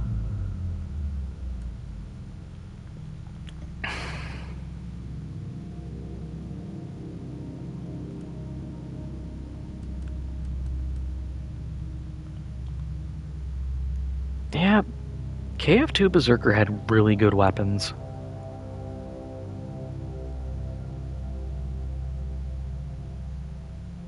They definitely had a lot of personality behind them. But I think a lot of the classes had good personality. The medic kind of got shafted after a while, though. I liked the idea of all the weapons being like a platform on the pistol. I thought that was a great idea. And then they're just like, nah, we're done with this. But I understand it. It's very limiting when it's like, okay, build around this gun. Because now your shapes and everything have to fit it in somewhere.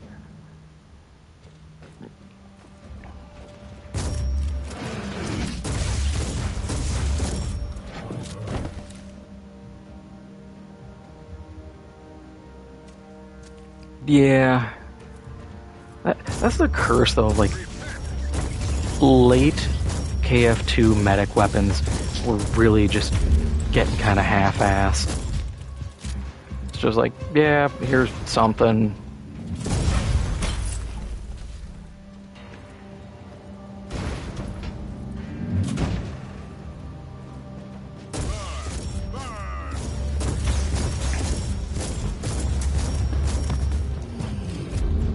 Frostfang was interesting. I want the minigun. I never got to use it. I didn't buy the DLC for that. But I thought it was cool to finally give us that. You know, the weapon everybody always wants when you have a game fighting any kind of zombie.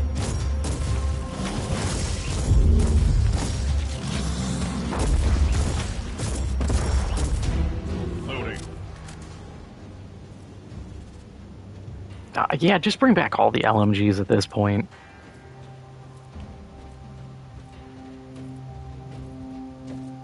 Like, they were all fun.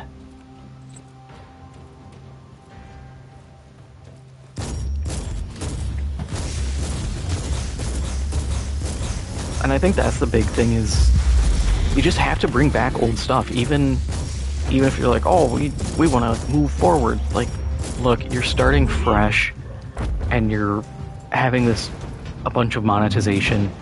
You gotta justify it somehow.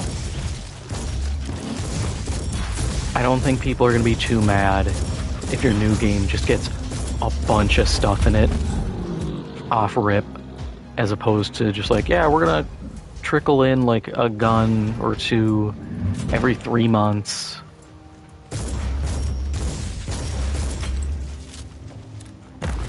If your goal is to keep people, you need way more weapons and systems to keep people hooked so that they're willing to throw 10, 15 bucks on a skin pack.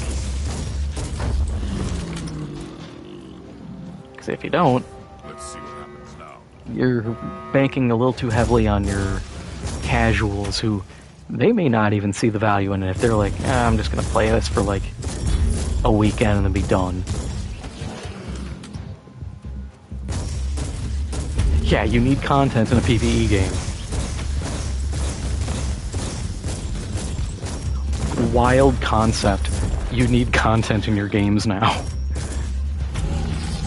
I think everybody, they're so used to how the model works of being like, oh, we'll just drip feed content over a long period, that it's like, you could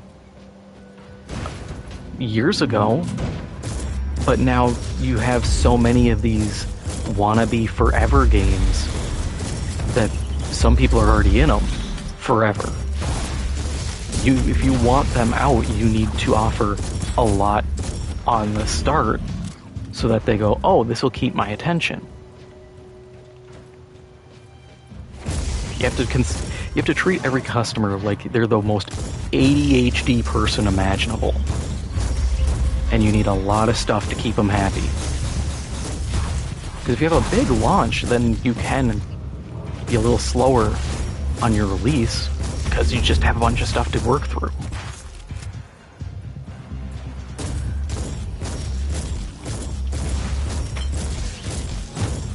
Because like, if you're making a live service game now, you have to compete with like Warframe.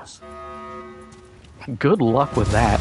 With all the story, all the frames, the planets, all that, like, your back is against the wall.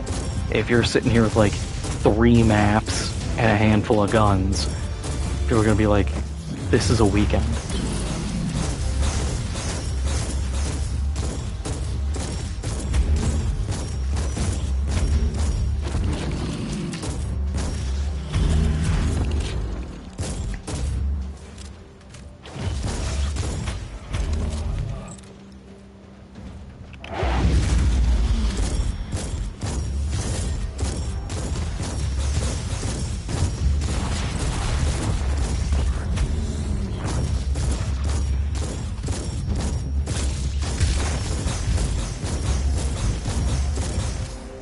Okay, I'm starting to feel this weapon aging out a bit. Man-stoppers are still stopping mans, but it's not one-tapping anymore. Who'da thunk a weapon for level 1 would fall off at level 27?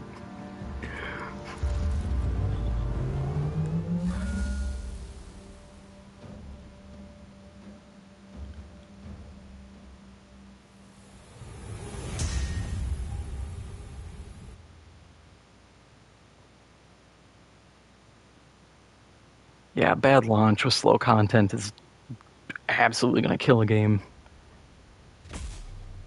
Yeah, this thing was starting to get bad a bit ago.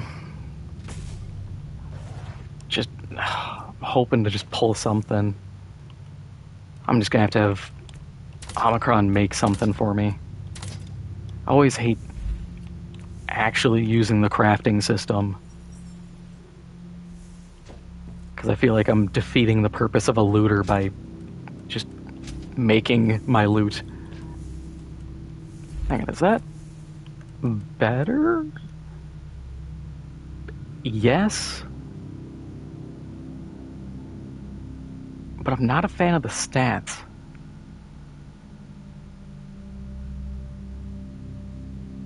Reflect chances, The max age, or total HP I get a little bit less. Physical resist, cool. But I get a bunch of other useful stuff. So you're getting dumpstered. Alright, let's cave and make a shotgun.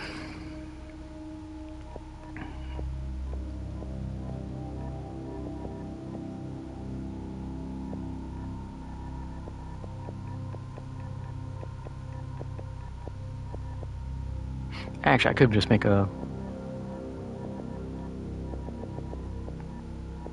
heavy bolter.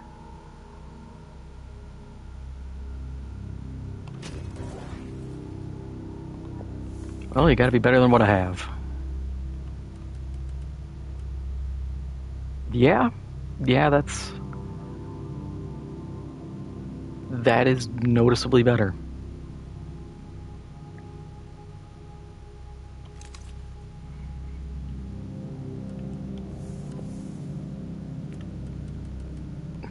Thank you, basic shotgun. You have served your purpose.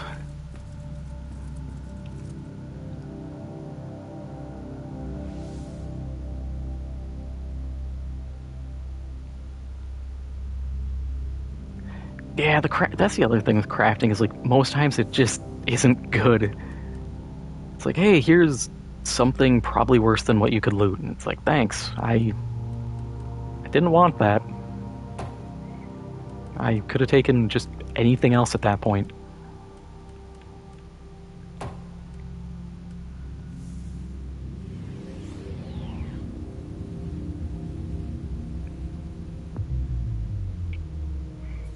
It's always the devil of these kind of things where you add a crafting system, but you don't want it to be too strong. So you make it suck, but then it sucks, so nobody wants it or wants to interact with it. And then it's like, oh, why isn't anybody using our system? It's like, because it sucks.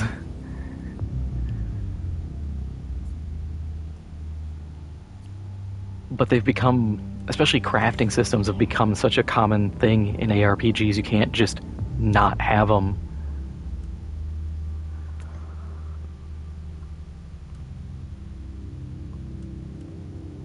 Admittedly, I am putting bonuses on enemies, so like HP bonuses, so that's probably why that shotgun was starting to feel its age too. But if I'm not putting extra modifiers on, what am I doing? Plus, I think they give XP bonus? No, they give... Because there's the specific bonus, like extra loot, but then the first thing that I don't read anymore, a bonus to something.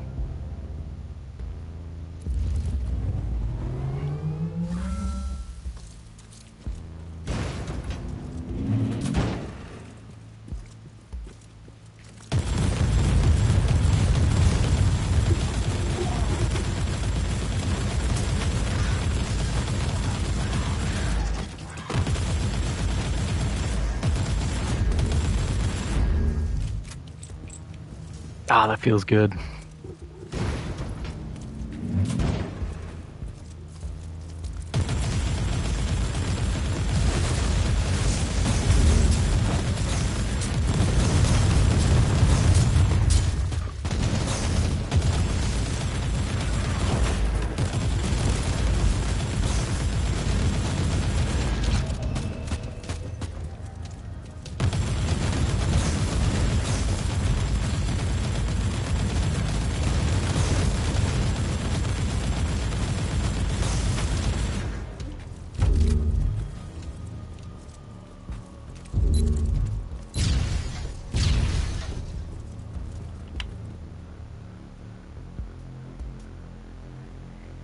It's so goofy. Just, oh, if you need to get your suppression up, just lean against a wall for a few seconds. But it works.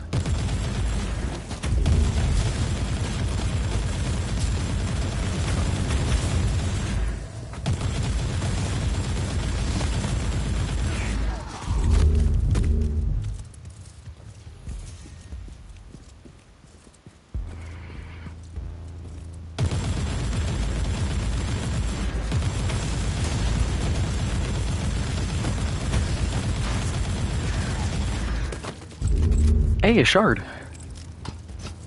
I haven't really been paying attention to those, so it's kind of cool to see one.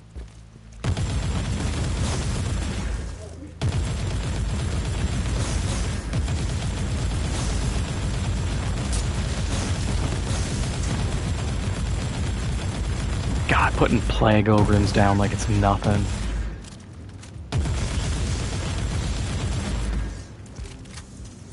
It's so gross.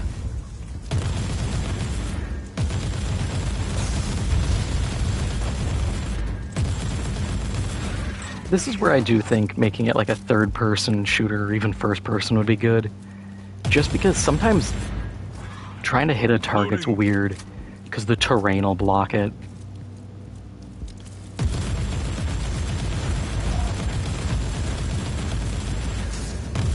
And at least with third person, you can get away with, like, hey, you can do cover. You're just kind of Gears of Warring it.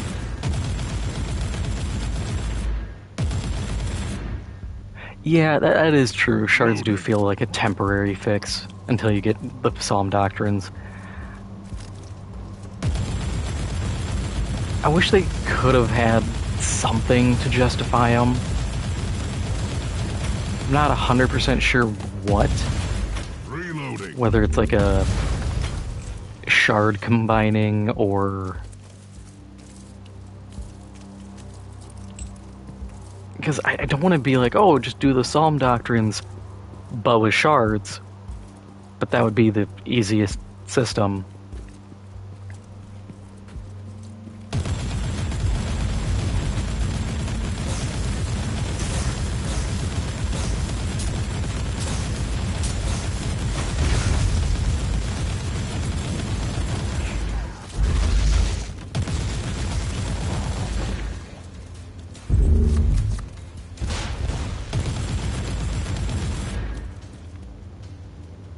It almost feels like they had the plan for the Doctrines early, and then they also had a plan for the shards. They're like, oh, we'll do something, and then a plan got scrapped so that they're sitting with both of them and they're like, well, what do we do now? And someone was just like, I'll leave it.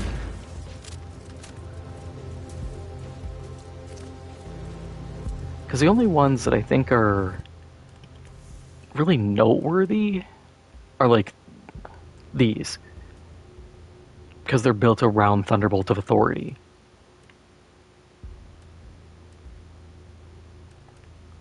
Otherwise, I mean, Judgment's not bad, just generic vulnerability.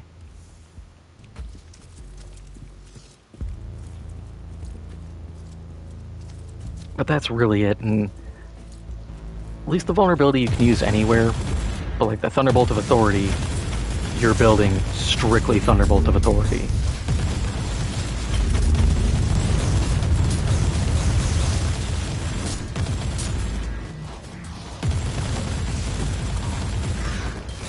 Which I know in one of my videos, or a few of them, I talked about doing like a Thunderbolt build.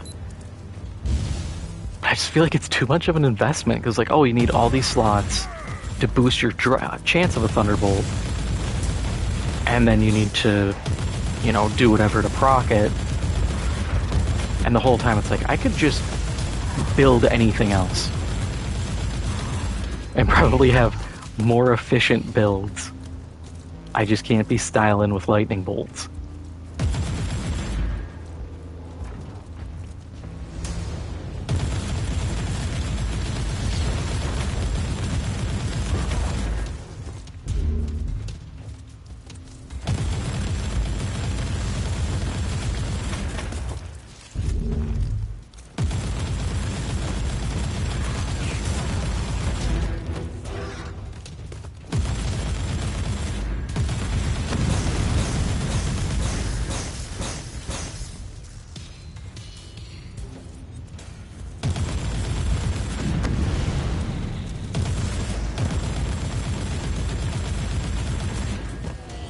Yeah, like that sounds like a good Thunderbolt build.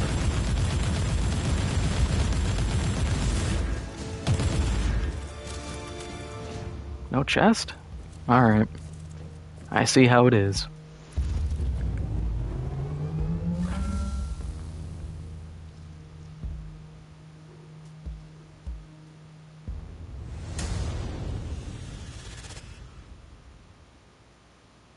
Yeah, I really think third person would do this game good, just because, like, Hellbrutes would be so much more intimidating when you're kind of at eye level looking at them.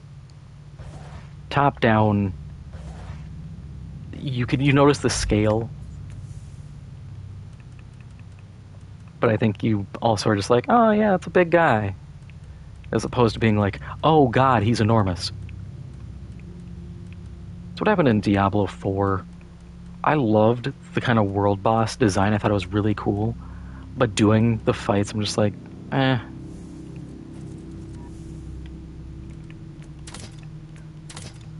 Which is a shame, because doing world bosses, it reminded me of Defiance, that game. I remember playing that when it came out, doing arc falls and all that. That was fun. And then the game died.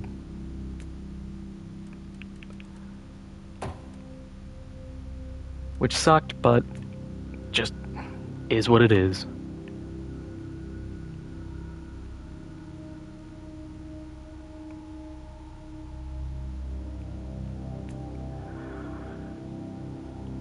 Sadly, a lot of the great games I wish stuck around didn't.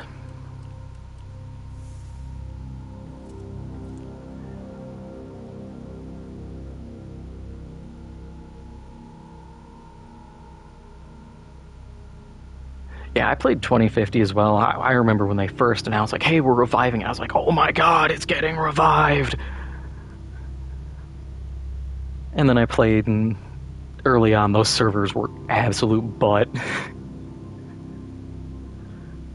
But even then, just getting to play it a little bit, it was a nice flood of nostalgia. And yeah, I actually have the whole series of the show. It's so... Season 3 was not that good, and of course the ending with almost everybody getting killed sucked. But Season 1, I love Season 1. It was such a good setup. I get wanting to eventually build into an overarching story, but just kind of that monster of the week or problem of the week feel, it felt so good, and it fit for, like, Defiance being kind of this frontier town.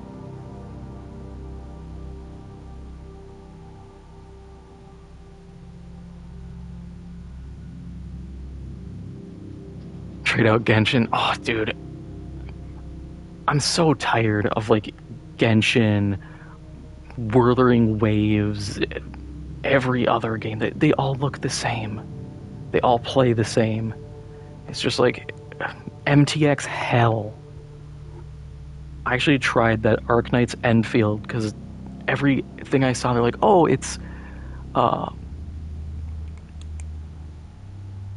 they're like, oh, it's like a Factorio, and I'm like, I like Factorio. I like making machines and automating stuff. And the whole time I'm playing, they're just like, here's more dialogue, and we gotta hold your hand to go do this. I'm like, can I just build machines, please? I don't care about this. I don't care about this story. Let me go mine things. And I got like 4 hours in, which I should not have played that much. And I was just bored. I was skipping dialogue. I'm just like, I don't care, man. And at that point, I just quit. I was like, no, I'm out. When you have to level up a character using a currency, but then they hit a certain level, so you have to use a different currency to, like, level break them, and then you have to use a different currency to level them up. Past that, to then hit another gate where you have to use a different currency to break past that. I'm like, no, streamline this. Do not sit here and beat me over the head with 6 currencies for leveling. In no way, these words do not appear in the Bible anywhere. Do not subject me to this crap. Old MMOs understood. Yeah, they were grindy, but they understood your time and were just like, yeah, here, do thing. You want to level up? Do a thing. You want this item? Go kill the boss in the dungeon 20 times. Have fun.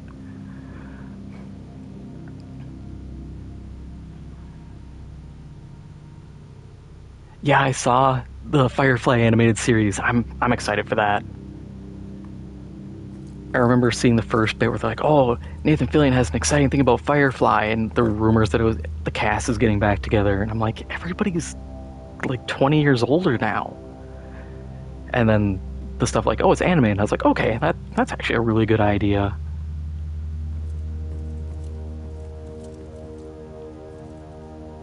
I hope it's good. God knows we need a show that's good. I feel like we just don't have that kind of cultural cornerstone anymore of like a show that everybody's seen, because everything's on streaming. And it's like, oh, you didn't watch this? Well, this was on, Hulu. Oh, this one's on Netflix. You got to go to Tubi for this. And I'm just like, dude, I don't care. If I need 6 different apps and pay like $200 a month just to watch everything, we reinvented cable, but somehow made it worse.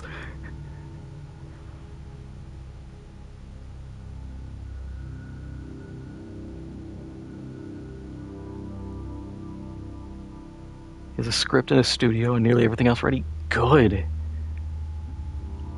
I love when people actually have a plan and everything ready, and it's not just like, hey, I have a concept and I'm announcing it already. It's like, don't do that. Anybody can come up with a concept.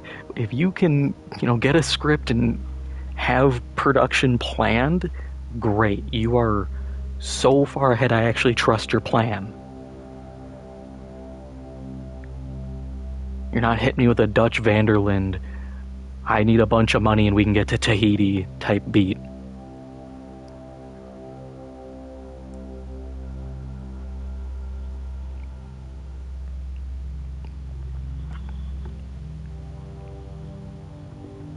But I am actually going to call the stream here. This went longer than I expected. This was really fun.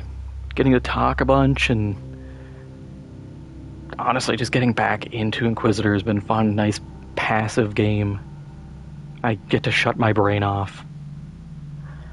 But I'll be back tomorrow. I'm playing Elden Ring, and then tomorrow's Friday. Saturday, I'm going to play, I think, either Balatro or Jurassic World Evolution.